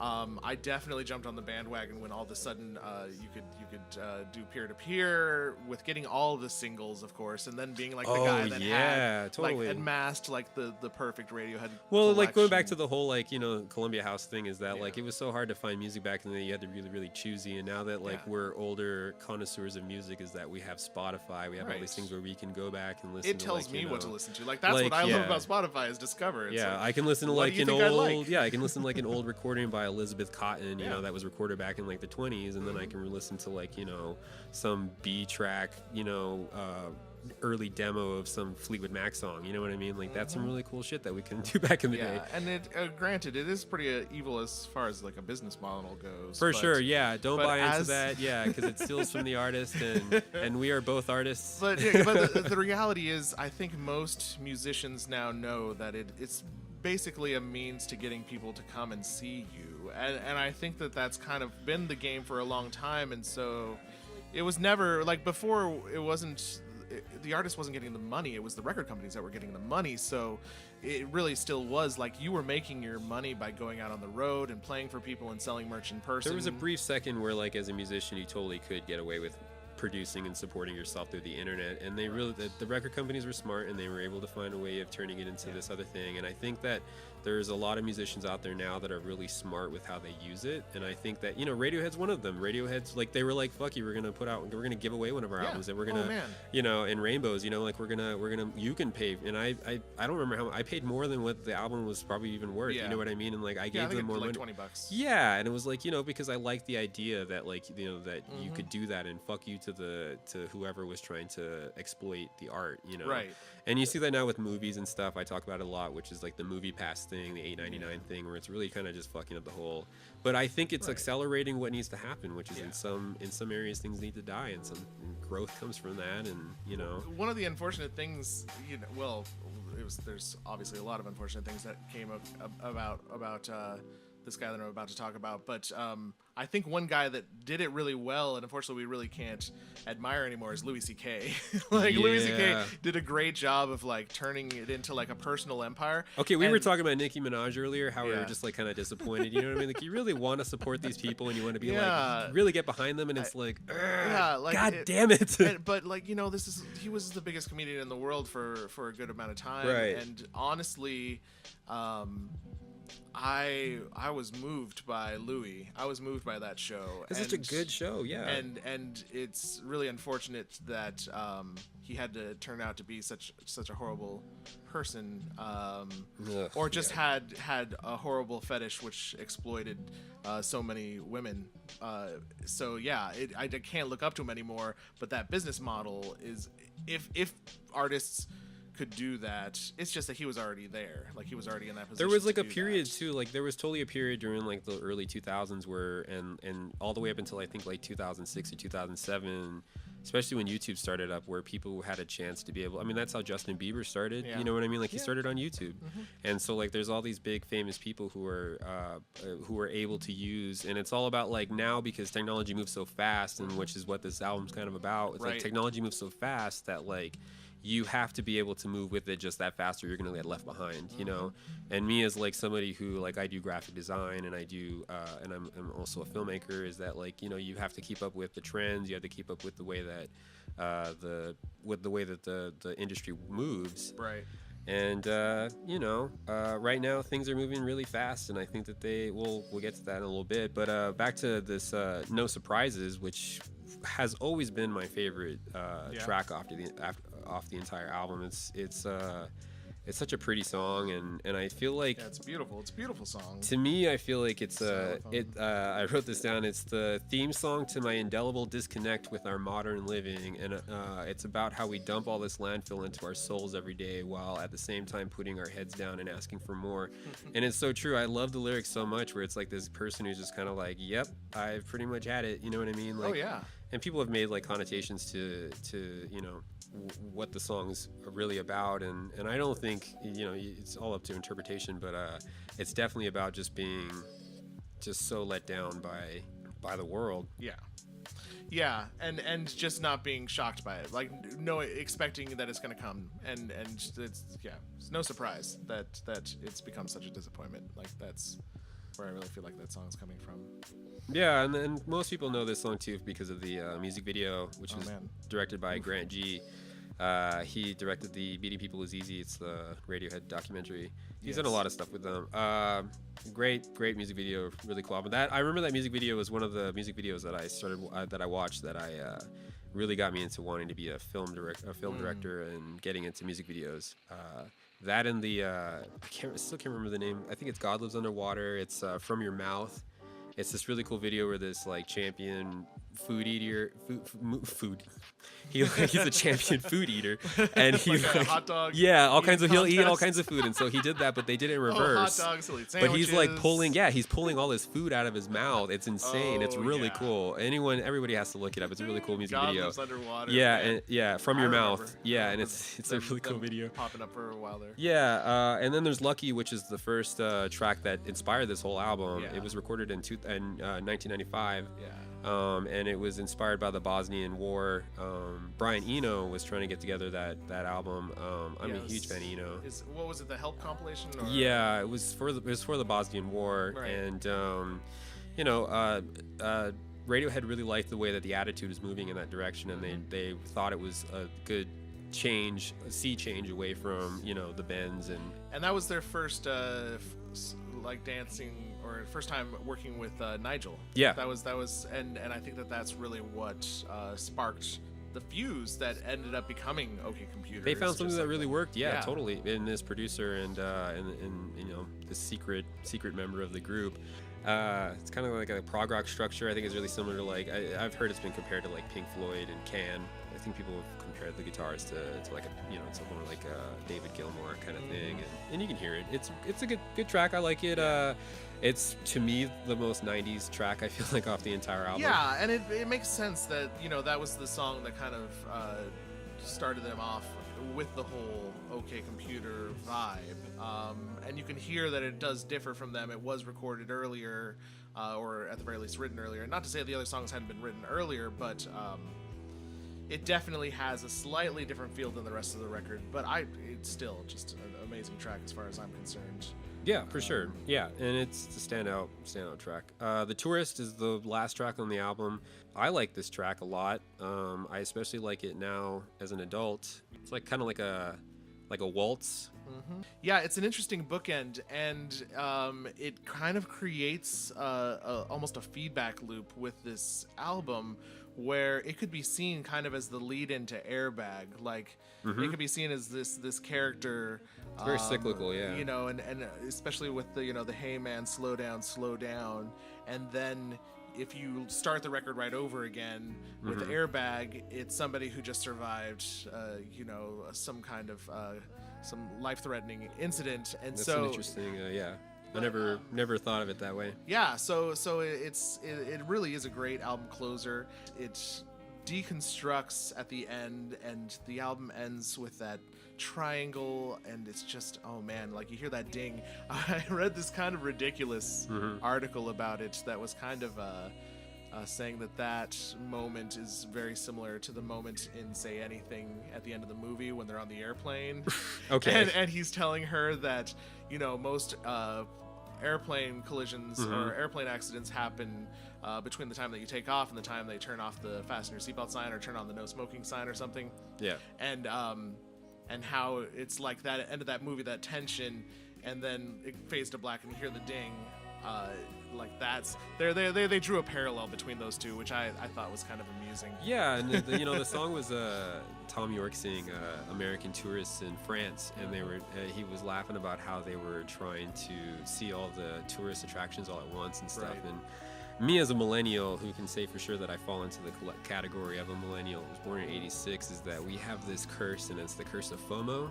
And if you don't know, you guys all know, it's the fear of missing out.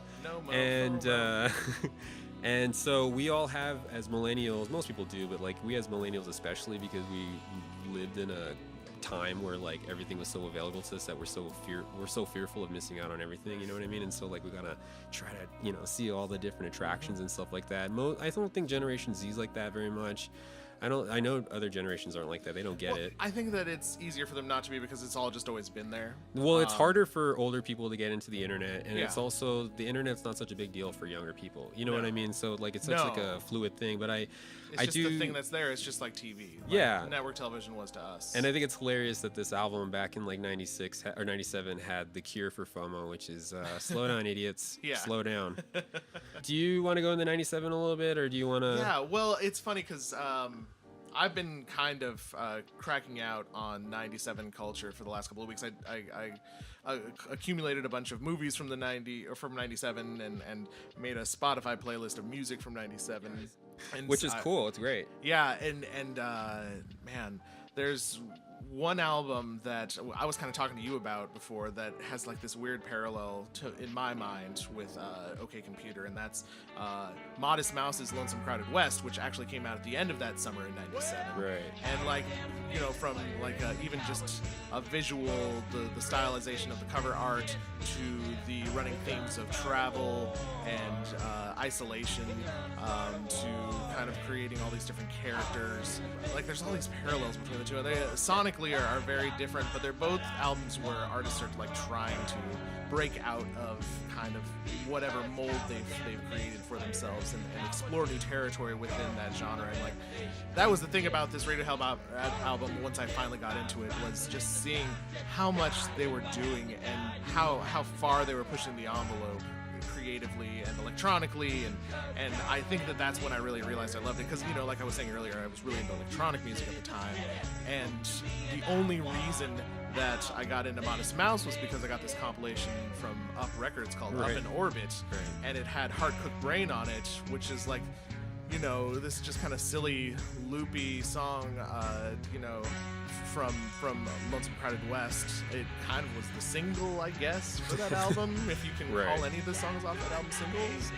They're all singles, every single one. Exactly. Yeah, it's great. I think that was a really, I don't know, but I just wanted to... Todd doesn't necessarily agree with the parallels, but that's fine. I just have a hard time seeing it, but... that album, I mean, for me, those two albums at that time kind of epitomized like the bleak, stark, lonesome nature that a lot of us kind of were finding ourselves trapped in. And when I look through this silly journal from '97, like that's me like being sad and feeling totally alone and isolated. And I think that's just being 17. I think that's just being like a young adult. And you're just about done with high school and you're about to be an adult. The 90s was kind of tailored for those years, you know what I mean? Like we were all kind of just living in our teen years. Let me just run through real quick some highlights from 97. Oh my gosh, we're gonna do some crazy year. We're gonna do some music and stuff. We're gonna do the movies too, which is such a long list, but we'll try to get to this relatively quickly. The average income per year was $37K. Gallon of gas was $1.38.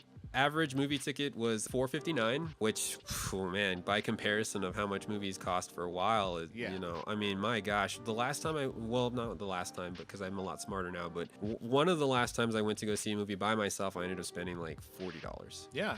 Like a lot of fucking money. Yeah. You know what I mean? Well, nowadays, like, okay, so I have like two reasons that I'll go to the movies. And one is so I'm a diehard Marvel fan. And anytime a new Marvel movie comes out, I have to go see it. And I have to see it like in XD. Right. I don't want 3D. I want XD, so it's the best sound and best picture quality possible. It's an experience. So you spend more for that. And then you're treating yourself to a movie, so you might as well get a soda and popcorn, which again is going to like double your ticket price at least. Or pizza in my case. Or pizza, Or then now in Tucson, and I know this was a thing already in other hipper places, but we have Roadhouse Cinema, which is like beer. It's like a restaurant and a movie. And like so I went and saw Infinity Next Steve, but I went and saw Deadpool 2 at Roadhouse, and I don't care as much about that one. So like your movie going experience now is like, it's kind of like what I was saying before about listening to a record with a great stereo or headphones. You pay more because you want to experience it in a way that you can't in your home theater. I think that the way that the model works for the theater industry is really changing, and I think that the way that it's been for a really long time with these huge cinemas and multiplexes, that became a huge thing with the summer blockbuster and stuff, because people don't realize that movies weren't like this all the time, because of Spielberg. Basically, we have a multiplex system where we have tons of movies playing in all these theaters, and it's not an industry that's sustainable anymore. And so that kind of stuff is moving out, and I think that it's great. And I think that we are now moving into this more like privatized kind of this nice experience that you can have, because movies should be an experience. It shouldn't just be this like thing that you do. And I feel like a lot of times it's like just to check in and on Facebook and to show people you're watching a movie and that you went somewhere with so and so. And experiences are no longer about the experiences themselves. They're about showing other people that you had it. Exactly. It's like, exactly. And so nowadays I always try to like if I see a nice sunset, I just like look at it. You know what I mean? Because like my inclination first is to capture would make a great picture. Yeah, and to like post it on Facebook or Instagram or whatever. Tucson, unfortunately. And people, unfortunately, actually, that's anytime we have a good sunset or any kind of good day, everybody's posting about it. So it's like so that's how much movies cost. A big thing that happened was, of course, Princess Diana died. Yes. Her funeral was watched by 1.5 billion people around the world. I remember when I found out, my mom actually checked. I think she checked us out of school or something like that, or in schools at the time. I don't know if they still do, but they had this thing called Channel 1 News, and they put it out to schools. It was like these cool hip kids, and they would tell you the news and stuff, and it was really cool. I mean, but different places. Did you ever? Well, in my junior high, we had Lion Channel, and that was actually pretty similar. In our school. Yeah. Okay. So it was like news that we put together, but In high school, I don't think. Oh, right, you were in high school. I was in okay. high school at that point. I do remember. I don't think they did it for Die. Never mind. Well, what I was gonna say is we all turned on the TV when they were declaring. I think that it was the O.J. Simpson verdict. Also, Deep Blue defeats Kasparov. Nerds around the world rejoiced. Yeah, OK Computer indeed. Exactly. You know what I mean? Beating those experts. Madeleine Albright became the first female Secretary of State. Yep. Shout out to the ladies. Shout out to the women. Shout out to human beings. So there's also the Kyoto Protocol was agreed. 150 countries signed up for a global warming conference in Kyoto, Japan. Which and is what we just left. we were the only country for the longest time who hadn't ratified it, and of course we ended up just excluding ourselves from it altogether, and that's unfortunate. But it's not real. I mean, come on. Where's the proof, people? yeah, where's the proof of how Except bad for our West Coast is probably still currently on fire. you want proof? Yeah. Just wait. So speaking of which, the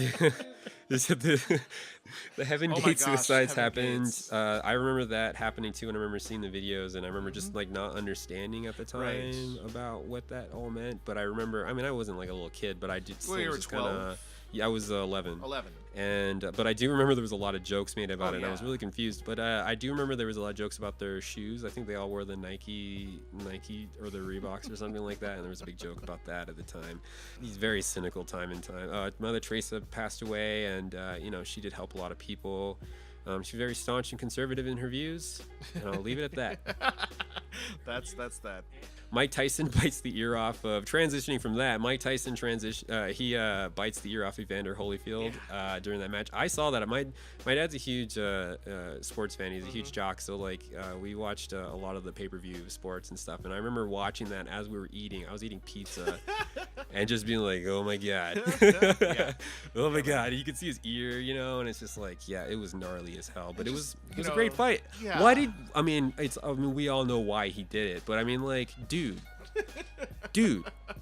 like, you've been wanting this for so long, you know what I mean? Yeah. People have wanted this for so long, and you have to go and do that, you know what I mean? Like, it's such a, oh my god, dude, you're that's gonna be the thing that's gonna make you, and then you go and get a face tattoo, and whatever. He hasn't been the greatest human being. I don't really have a whole lot to say about Mike Tyson. People forget that he's not exactly the greatest person on the planet. Yeah. You know what I mean? People see something like The Hangover, and they see him as being this kind of like caricature of who he used to be, but they forget that he's a convicted rapist. Right. They forget that he's a woman beater. They forget that, like, he bit his in a fight that was supposed to determine who was the better fighter. He ended up biting the ear off his contender, who was obviously outmatching him. You know what I mean? It's like, dude. So anyway, that's my opinion about Mike Tyson. But don't worry, Todd's got a whole other podcast where he talks about just boxing. Just Mike Tyson. The boxing report, the Tyson report, Todd's Tyson report. Yeah, I'm like, listen up, guys. This is what Mike Tyson's up to now. O.J. Simpson. I think I do know what Mike Tyson's up to now. O.J. Simpson was found liable in the deaths of Nicole Brown Simpson and Ron Goldman. I don't remember this part of it. A lot of people, I think, forget, because the trial already had happened at this point. Yeah. He was, found not guilty, but he was found liable for the deaths, which means he had to pay both families a considerable sum of money. Yeah. And so basically on some level, he was basically found guilty. Yeah. But the Rosalind Institute announced that Dolly the sheep was the first cloned mammal. Everybody was really, both excited and also really freaked out by that. Freaked out by it. Yeah, that was a really weird moment inside. All of a sudden, it was like, oh crap! Like all these movies, stomach churning. we're getting there, because that was, like you said, it was Jurassic Park: Lost World. Totally. We have people cloning their pets. You know what I mean? It's like insane, and I don't know. There's bioethics there that I just don't want to get into, but it's not for here. It's for my other podcast. So Gianni Versace was murdered, which was famously used in the 7th season of American Horror Story. Which was I don't really remember it too much. I do remember reflecting back on it, especially when I was in school, when we were talking about that whole murder thing and fame. And I wasn't really that concerned with fashion, but I do remember like it was a big deal because it was like it was a murder. It was like, you know, everybody, especially after the OJ thing, everybody was ready to stick their talons in any kind of murder. Of course, it was a hot topic. The first book of the award-winning Harry Potter series was published in the UK. It wasn't published till later in '98 in the US. I remember kids don't, maybe they still have it, because I remember when I was teaching they had them, but they have scholastic book fairs and they bring books around to schools and stuff. It's still a thing. I feel like I saw a handout about one just recently that was here in Tucson. Yeah, they still have them. It's pretty cool. Yeah, I mean, it brings in revenue for schools and it's great. Yeah, but and it gets kids to read. But I remember reading Harry Potter in '98 when it came out, and I was 12 and Harry Potter was 12 in the books, and I remember it was like I kind of like I grew up with Harry Potter a little bit, and then he started getting into the Goblet of Fire years, and I'm like, okay, dude, like I'm already a teenager. I don't want to like read about some shitty teenager, you know what I mean, like complaining about everything. I was already too old. I remember when it came out. Yeah. That was when I was working at Easy Street in Kirkland, and there was a bookstore right next to us, and so I remember like the displays. It was a really big deal. Yeah. And my whole family has read these books, and I think at one time my mom, my sister, and my dad have told me like you should read those books. What I think is great about that is that it really did get kids reading again. It got me reading.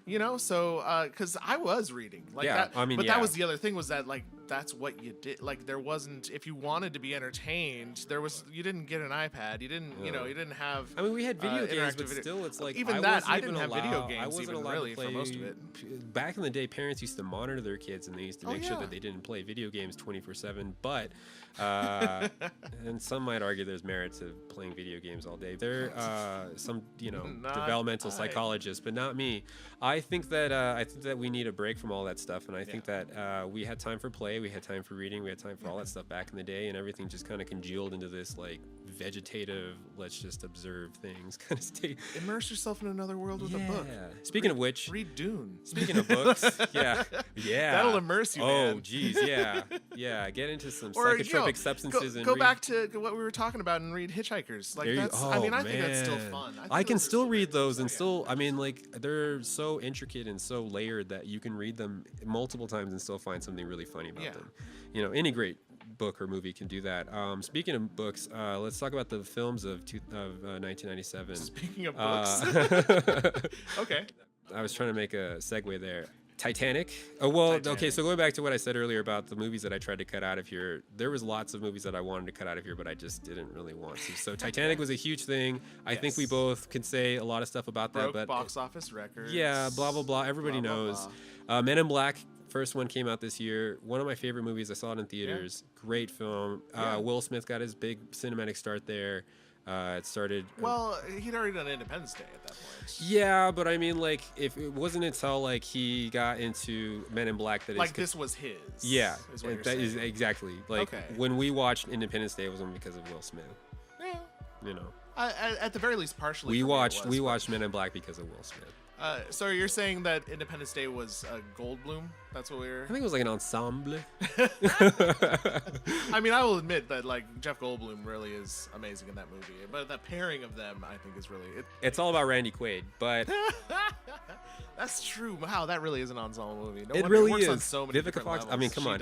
Okay, so but Men in Black did have his first his song tie-in, which is something that he would do for a few other things that didn't work out for him for a while. But Face Off. Oh my God, I should do I feel like I should do a podcast on this, because I rip on Nicolas Cage a lot, but I have a weird fascination with him. Like, how I have a fascination with like alien abductions, you know what I mean? Like, it's gross, but you just kind of want to check it out. Fifth Element, we were just watching. I watched the tail end. I've seen that movie so many times that I could, when I close my eyes, the movie's playing. You know what I mean? Is this when I should tell that ridiculous 90s? Yes. Sorry, okay, so yeah, I almost forgot, but Tadj should tell this ridiculous 90s story because it's so funny. So, Tadj. Okay, so my father, as I mentioned earlier, is a percussionist. He's a drummer. He has been performing. That's how he's always made his living and how I've always known him. In the 90s, he's primarily plays with blues groups, and in the 90s, he was playing with this group that ended up backing Bruce Willis when they would play openings for Planet Hollywood locations, which is like this, ripoff of what was the original Planet Hollywood? It's Hard Rock Cafe. It's like the movie equivalent of Hard Rock Cafe. Right. It was Arnold Schwarzenegger. It was Stallone, Bruce Willis. They all had this really bad idea of putting together some restaurants and stuff, and it worked out for a little while, and then it just fizzled out really quick. But he played drums in a band that backed Bruce Willis playing harmonica and singing at the openings of these Planet Hollywood restaurants. You heard that right, people. Bruce Willis. If you didn't know already, Bruce Willis was a musician. So the reason that I knew about this movie was that Bruce invited all of them to like a preview screening of it, not long before, but a little while before it got released. And so that was how I found out about this movie. My dad told me that Bruce Willis invited him to a screening. Oh my gosh, that's hilarious. But yeah, those are because he he invited us to go to the Planet Hollywood opening in Disney World, and while we were there, we were walking from the hotel to the park, and we passed this woman, and she's like, "Hey, Steven," and he's like, "Oh, hey, hi, nice to see you," and we're like, "Oh my God, that was Punky Brewster. That was Soleil Moon Frye. Like, what the hell, yeah. Dad? Why do you know Punky Brewster?" That's hilarious. That's so funny. Such a '90s story. Oh my gosh. So yeah, Bruce Willis and Mila Jovovich kicking ass in Fifth Element. That honestly, is to this day one of my all-time favorites. I love that movie. Me too. It's one of my favorites. I'm a huge fan of Luc Besson, and also I saw the movie in theaters. My story is that it's not as cool, but I remember after school, my mom went to go take us to go see a movie, and my mom doesn't. She does. My mom. I have young parents, so they think they're cool, and so she just took us to see this movie, and I didn't see this movie. You know what I mean? Like I didn't see the trailer. Well, I don't think it got a lot of publicity. It wasn't. I mean, it's Luc Besson, and granted, it was Bruce Willis, but I don't think anyone expected it. Well, I mean, La Femme Nikita or Nikita in France, he had, Professional had come out before this, you know what I mean? Like, he had some films, but I remember we went to go see this movie, and I remember leaving the theater thinking, oh my God, this is the movie. This movie changed my life, you know what I mean? Like, because it really made me think about, and then later I come to find out it's because I'm a huge fan of, Mobius. I'm a huge fan of, Mobius is a comic book artist and a famous illustrator. And it was just the most imaginative thing I've ever seen, and I was joking earlier that it's his Alien, you know what I mean? Like, he got a chance to get all these really cool artists together, Jean-Paul Gaultier, and there's Ian Holm, and it's such a good film. Speaking of good films, let's talk about a really bad film. Batman and Robin also came out that year. And did you already know I was going to say Batman and Robin? On Electric Boogaloo Part 2, I have this running theme where anytime the Batman movies come up, I have to express how much I absolutely despise this film.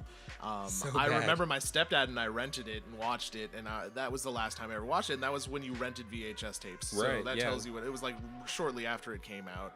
And I so bad. I don't think I've ever watched it from beginning to end since then. If anyone who's listening who's a huge fan of Red Letter Media, you should definitely check out. They recorded a commentary to the movie, and it's so funny. And they do this whole thing about it doesn't sound funny when I say it, but Alfred having this real bad gastrointestinal issue through the whole thing, and that's the disease he has and stuff. It sounds like a really bad fart joke, but it's really cleverly done the way they do it. Don't let me just go listen to it. Anyhow, moving on. Otherwise, I'm just gonna fart jokes aside. Yeah, Austin Powers, International Man of Mystery. That's the first year he got Shagadelic. That was my dad loves those movies. He still says "yeah, baby" from time to time. Totally, I'm like, it's such a huge. Really? Remember, everybody used to say it, but it's such a weird movie because it's like a weird art film almost. If you watch it, if you look back compared to the sequels, especially, it was such a weird film, and nobody had done anything like that. The closest thing anyone had ever done was either the Beastie Boys Body Movin' video or What's Up Tiger Lily with Woody Allen. This idea that you could kind of tweak, but they did it all original instead of using any old clips and stuff. Next one, The Game, David Fincher, great film. Con Air, another Nicolas Cage. He was really busy that year. LA Confidential. He's always busy. Yeah. What are you talking about? He's That's why he's so prolific, because dude makes 7 movies a year. Speaking of cloning, I'm just kidding. LA Confidential, great film. I really like that film. I think it's a little overrated. Is that Spacey? Yeah. Yeah. Oh God, I forgot he was in that. Event Horizon. Yeah, I like that film a lot. I went, the woman I was dating at that time, and I went to see that movie. Our friend got us into a free showing, and we left right after they blow up. The people, like the first people blow up in the air. Like it's like 15 minutes into the movie, but she was like, "Oh, I don't want to watch like, this." "Oh, I'm out." I was like, "Oh." And that was like the version of the film that's like not that bad. You know what I mean? Because like I saw it after that when it was like on like Cinemax and stuff. You know what I mean? And they had already put out like the longer version with like extra stuff in there, and I was like, this movie's crazy.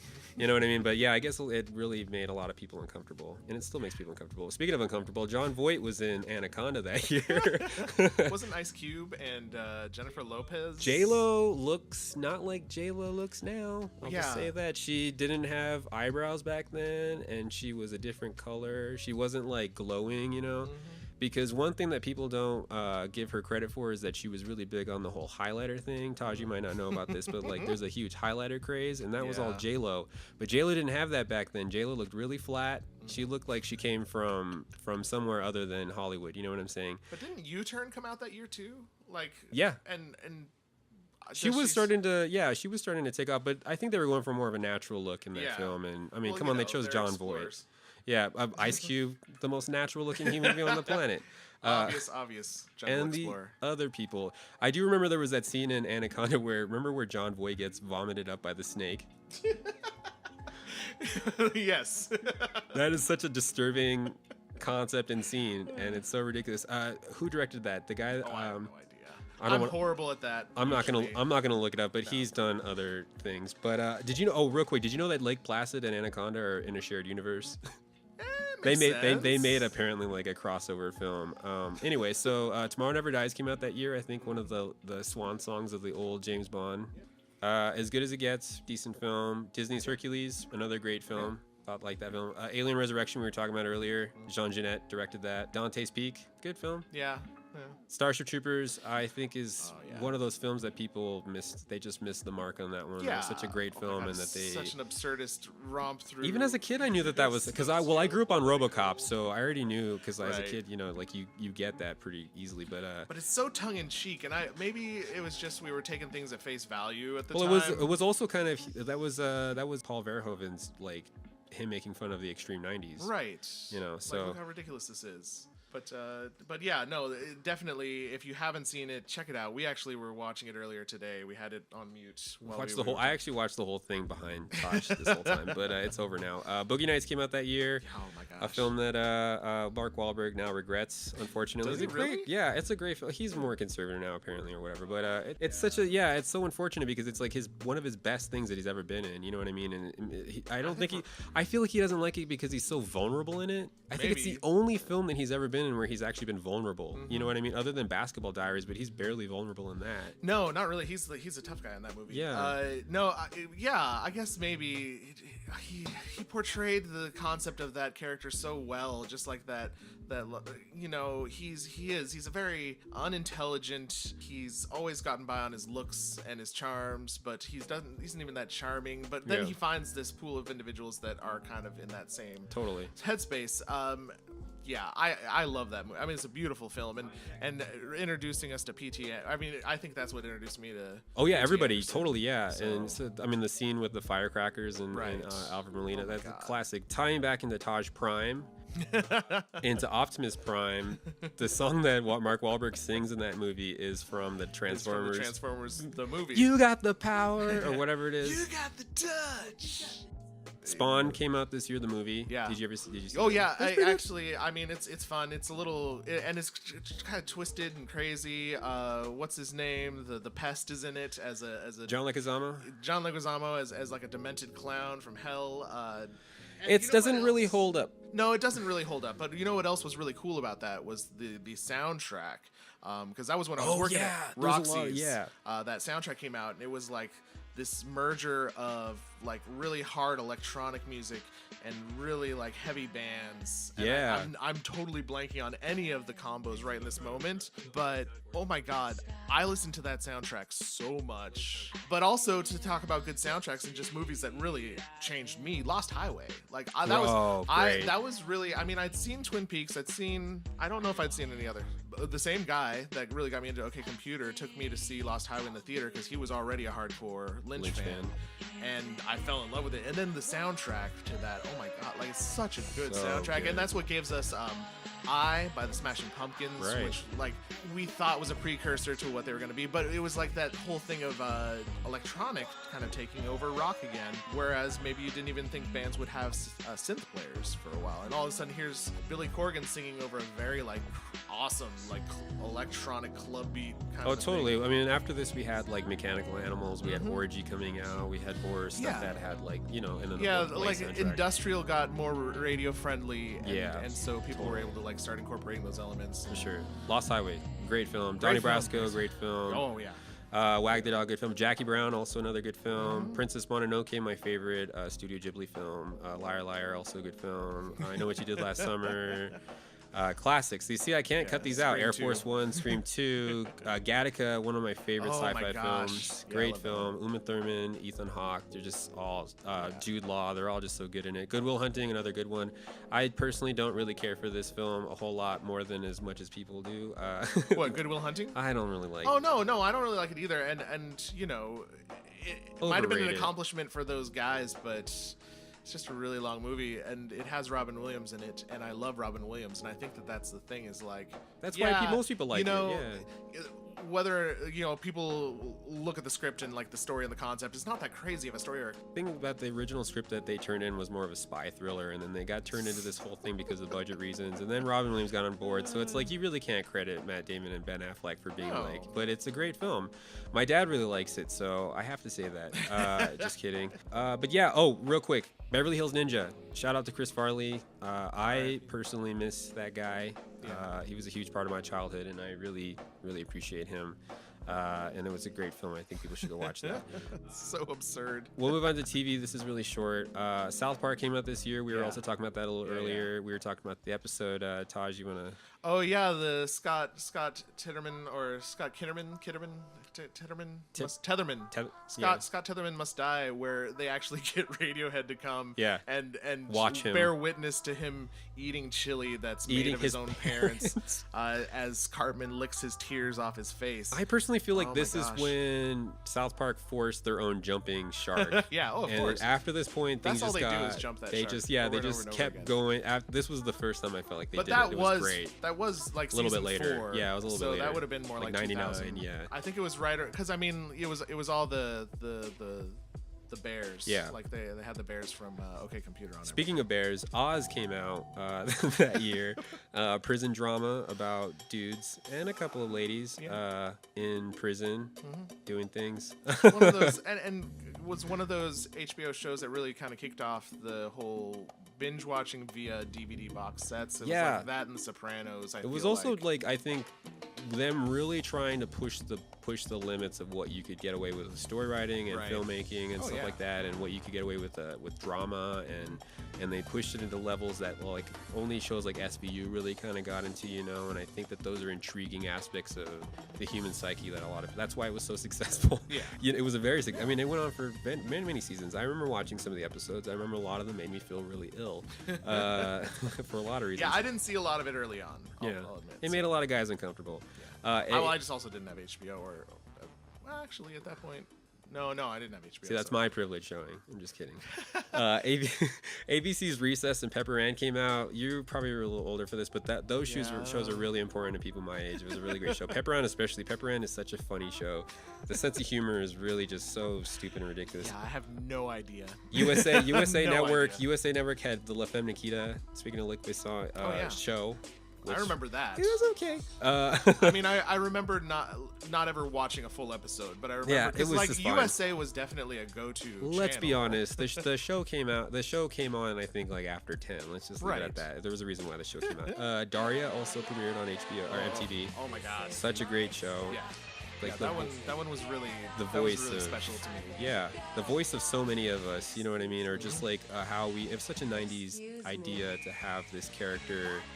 I mean, I think one of the most underrated things about Beavis and Butthead that people often overlooked, especially at the time, is that what Mike Judge was really doing was he was making a statement about youth culture in the 90s and how absurd and how ridiculous it is, and how that's what Daria was doing about in the mid-90s, which she was also talking about, and then moving forward into the whole plastic culture that we grew into in that level. But King of the Hill also came out. Speaking of Mike Judge, King of the Hill also came out, which is another great show that went on for many seasons, maybe too many seasons. Is it still going on? I'm just kidding. Cartoon Network also became a thing, which is really big.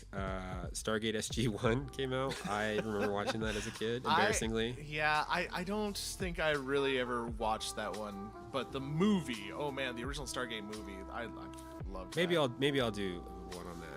It's a great film. David Letterman was doing the Late Show still. I mean, at the time. At the time. People may know somebody else who's doing it now. Who's doing it now? It's Jimmy Fallon? Is he still doing it? I don't think he's doing it anymore. He is, though. I don't know. I don't have real TV. What are you talking about, Taj? Everything I watch is on demand. Nobody has a real TV. Well, I mean, we have TVs in our home. You watch it on Hulu, right? It's beamed directly into our brains, Taj. True. That's true. Hello. The brain beam. Yeah. I guess I opted Speaking of brain beams, X-Files was just starting into its alien mythology, and I feel like the worst part of the X-Files started around this. I think it's like 4th season of X-Files. I was never an X-Files guy. They instead of doing like the monstered episode or doing something that was a little more intriguing every episode, they really kind of just started doing this one thing forever, and they just ruined what was great about X-Files, which was that you could get these two characters doing these kind of weird things every once in a while, and they just Scully getting pregnant and all this stuff. I really wasn't. See, Taj, I feel like I really want you to be the person that would be into that show that I could talk about with that know. show. I apologize. You come across as the guy that should be that person. I will accept that. Yeah. The Angry Beavers came out, which is a great show. Great show, really funny, really weird. And okay, so here's something that you can actually talk about is Buffy the Vampire Slayer also came out this year. Oh yeah. Well, again, I don't know that I was immediately watching Buffy, but I definitely caught on and then had kind of a renaissance just recently here at Hug Street with Steph and Hannah. I'm playing the theme song in my head right now. But yeah, I mean, oh man, and that's what introduced us to Joss Whedon, really. Oh yeah. Did you see the movie before this? Oh yeah, actually I did. Luke Perry. That's what I actually knew better than the TV show. And I don't think, but that wasn't 97. No, that was before. It was like 94, I think. Exactly, it was like really early. So when the show came out, I think that was a big part of it for me. I felt there was a certain level of disappointment that it wasn't more like the movie. So music real quick, I'll just list off the top 5. Yeah, it's almost over. I just mean there's so many albums. No, I just wanted to know the top 5 singles. I'm going to do the top 5 Billboard singles. Oh, just like, okay, yeah, Billboard. because there's so much music. But, I'll tell you my top 5 singles, but no, okay. Go ahead. No. Cool. Elton John's Candle in the Wind was, he had already released that song, but it came out because the princess died. That was a thing, man. It was a huge thing. That was when I was working at Roxy's. You couldn't keep that shit on the shelves. Like it was ridiculous. You couldn't order enough to keep in the store, and it was this one song, and it just went insane. Yeah. And then when you think back on it, it's like, wait a second, didn't he just like recycle this song? 2 songs. Like, it was Candle in the Wind, and it was the other one. Yeah, but. Like, didn't you write that about someone else? Oh, and also Prince Diana. He also wrote that Christmas song that was basically just Christmas, Christmas, Christmas, Christmas, Christmas, Christmas. It's like, come on. I mean, but still. Yeah, Elton John, exactly. Elton John does kind of have carte blanche. Yeah, Elton John can do whatever the fuck he wants, okay? He did so many drugs and he lived. Jewel had You Were Meant For Me, and Foolish Games. But You Were Meant For Me was the single, right? That was the big one. I mean, they were both singles, but that one was the one that had, like, mass appeal because it all, like, that was definitely showing off her countryside, which I think it hit both, like, female songwriter need. Because that also, if you think about 97, is a very, like, female strong year in music as well. But yeah, definitely for Jewel, it like tapped into a vein that a lot of us didn't realize was there because we were so wrapped up in alternative rock, which is very male centric. Yeah, there's a lot of country and like some vulnerability, and like this is a girl who. I love the song. I think it's a great track, and it was written with her boyfriend at the time, and he also performs the song on tour, and his version too is also a little more country, and it's really good. Yeah. The next one is Puff Daddy featured Faith Evans is I'll Be Missing You, which was obviously in response to the death of Notorious B.I.G., which was a big deal that year. Huge. I mean, the whole East Coast West Coast thing was at its height at this point. Yeah, and that was the year Biggie died. Yeah. A lot of people, prominent individuals passing away. I mean, I guess that happened every year. Tony Braxton's "Unbreak My Heart" Right. I'm a huge Tony Braxton fan. My mom was a huge Tony Braxton fan, so I heard a lot. So No. I know most people, but like most people that I know now who I hang out with, but like if I go anywhere else, I'm like, yeah, Tony Braxton, let's get down. You know, but not here. I'm just kidding. Puff Daddy again featuring Mace was the 5th song, which is Can't Nobody Hold Me Down. But yeah, those are the top. Those are the top. Todd, you want to talk a little bit about some music that you? Well, okay, so this year was the year that saw Modest Mouse, Lonesome Crowded West. So if I have to pick one from each of these albums that I'm going to name, Teeth Like God's Shoe Shine. It was basically their Paranoid Android, which was basically their A Day in the Life. Okay, so Modest Mouse. You've got Built to Spill putting out Perfect From Now On, which if I have to pick a song from that, it's probably the opener. Oh my god, how am I blanking on the name of the song right now? But anyhow, the next big one, Mogwai's Young Team. Yeah. Which is, in my opinion, like the pinnacle of what Mogwai ever was.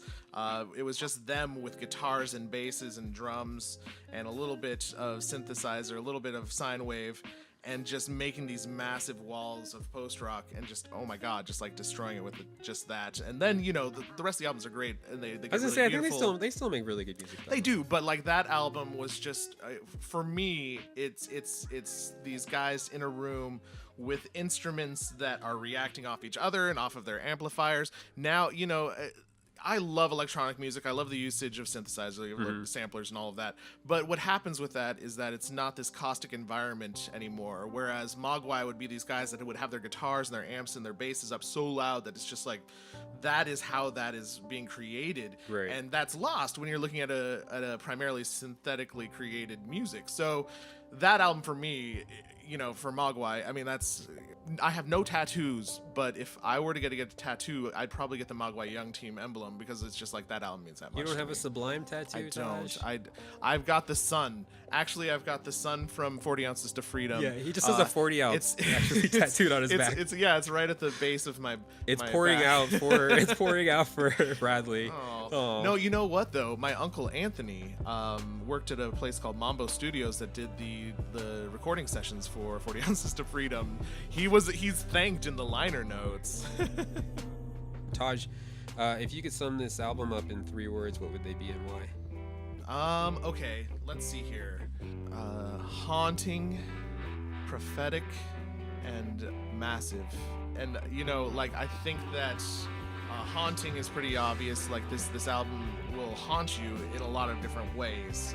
Through the lyrics, through the actual sound, you know, through the actual recording of these sounds, and it just captivates. Like once you fall for it, you're gonna feel haunted by it for a long time. I think back to 2001, sitting at the Gorge, listening to them live for the first time, and them getting to the breakdown in Paranoid Android. Yeah. And you know, I'd experienced this once or twice before, but having that experience of just instantaneous chills down your spine. Totally. You know, I recently posted a picture on the internet about this, and my buddy Big Mike that I keep bringing up wrote this really long thing about how that was really not that same moment in the set, but that night he had his first real kind of like, you know, not transcendental, but like, you know, he felt a connection. You know, he had like he felt moved by this in a very, very powerful way that he's never really felt in any other way. And so it's haunting. Like, and then prophetic. I think that like they were way ahead of their time. I mean, we're still dealing with the issues that they're talking about. The themes on this album sound as in line with what we're dealing with today as we were in 1997. Totally. He foresaw a culture that's totally driven by the internet and isolation, and we stare at these screens and we don't look at each other anymore, and that's just, it's amazing how true it is. You can sit with your friends at a bar and everyone's just staring at a screen. Totally. And I feel like too that this album was also helpful, like you said, prophetic in a way that it was helpful to give people the tools and the words to talk about stuff like that. You know what I mean? Like to talk about capitalism and consumerism and, you know, this culture that we're moving into, especially in America, that, you know, I mean, Gorillaz have to make albums about it now, Plastic Beach and all that stuff, you know what I mean? That basically OK Computer and Plastic Beach are the same album. You know what I mean? There's definite parallels. Yeah, consumer nature and all that stuff, you know. And Massive, it's just when it has every moment of this record could be seen as massive. You know, something as simple as the acoustic entry in Exit Music. It already feels massive, even though you're like listening to this whisper of a guitar. To of course, like all the triumphant moments of, say, the end of that song when it's just like tearing you apart with this bass line and these drums. Right. And they do that. They create, and that really was the power of them joining up with Nigel, was that they were all of a sudden able to create these amazing, massive environments, and that's what it really feels like. Like every song that you walk into on this album, it feels like you're entering this like massive environment of sound. And yeah, it's just nobody else was really doing that, and I think that a lot of people have done it since then, but this was a precursor to that. Totally. Awesome. Well, I don't think you could say it any better. I just think that this album is, having listened to it over again recently, I just think that, yeah, I think it deserves a second or third or, you know, another listening from people. If you haven't listened to it in a while, listen to the whole thing, because it's really good, and it puts into so many different ways the way that we feel about the world now, right? You know, and how much frustrations we have about society and how those could relate to our emotions, and that we are still human beings and we still do have this empathetic core to ourselves. Definitely. And that if we forget about all of that, we'll all just be living in this computer, you know what I mean? And unfortunately, like, you know, real quick, like this whole idea that people are wanting to get Snapchat filter plastic surgery and stuff like that is insane. You know, this reminds me of like absurd. Reminds me of Bougaloo's like simulacra. You know what I mean? It's like we're now reaching the final level of people finally not recognizing the difference between reality and our creations, which is insane. In order for us to kind of move away from going a little too fast and going back to that last track, you know, I think we all do need to slow down a little bit. Yeah. And I take that into myself. I was listening to it earlier today and I was just like, wow, you know, great advice, Tom. Thanks. Yeah. You know, like, just slow down, idiot. You know what I mean? Like, you don't have to go around trying to see everything all at once. You don't have to go try to do all the stuff at once, because it is all out there and it's still going to exist out there. You just got to focus on like finding what it is about life that is really important to you. And yeah, and I think on that note, I think that's a good way to... Which is really what, I mean, I know this is the note to end, but what you just said triggered me to say this, which is really what Radiohead was trying to do. Yeah. That's what they loved to do, was totally. To play music. And that's, you know, even though this album may at first glance seem bleak and hopeless, it really is very triumphant, and it's about realizing that we all have that within us, but that we can still overcome, and that we can still break free from this idea that we're just in a box, you know, you know, or we're a pig in a cage on antibiotics. So. Totally. Cool. Well, thanks, Tadj. I really appreciate you taking some time to talk about this album. Thank you. This has been a blast. Awesome. And I look forward to hearing you muse more about the 90s, 70s. For sure, yeah. That sounds like a fun episode. Totally. Tune in. Cool, man. All right. Well, everybody, have a good night. Thank you. Bye-bye.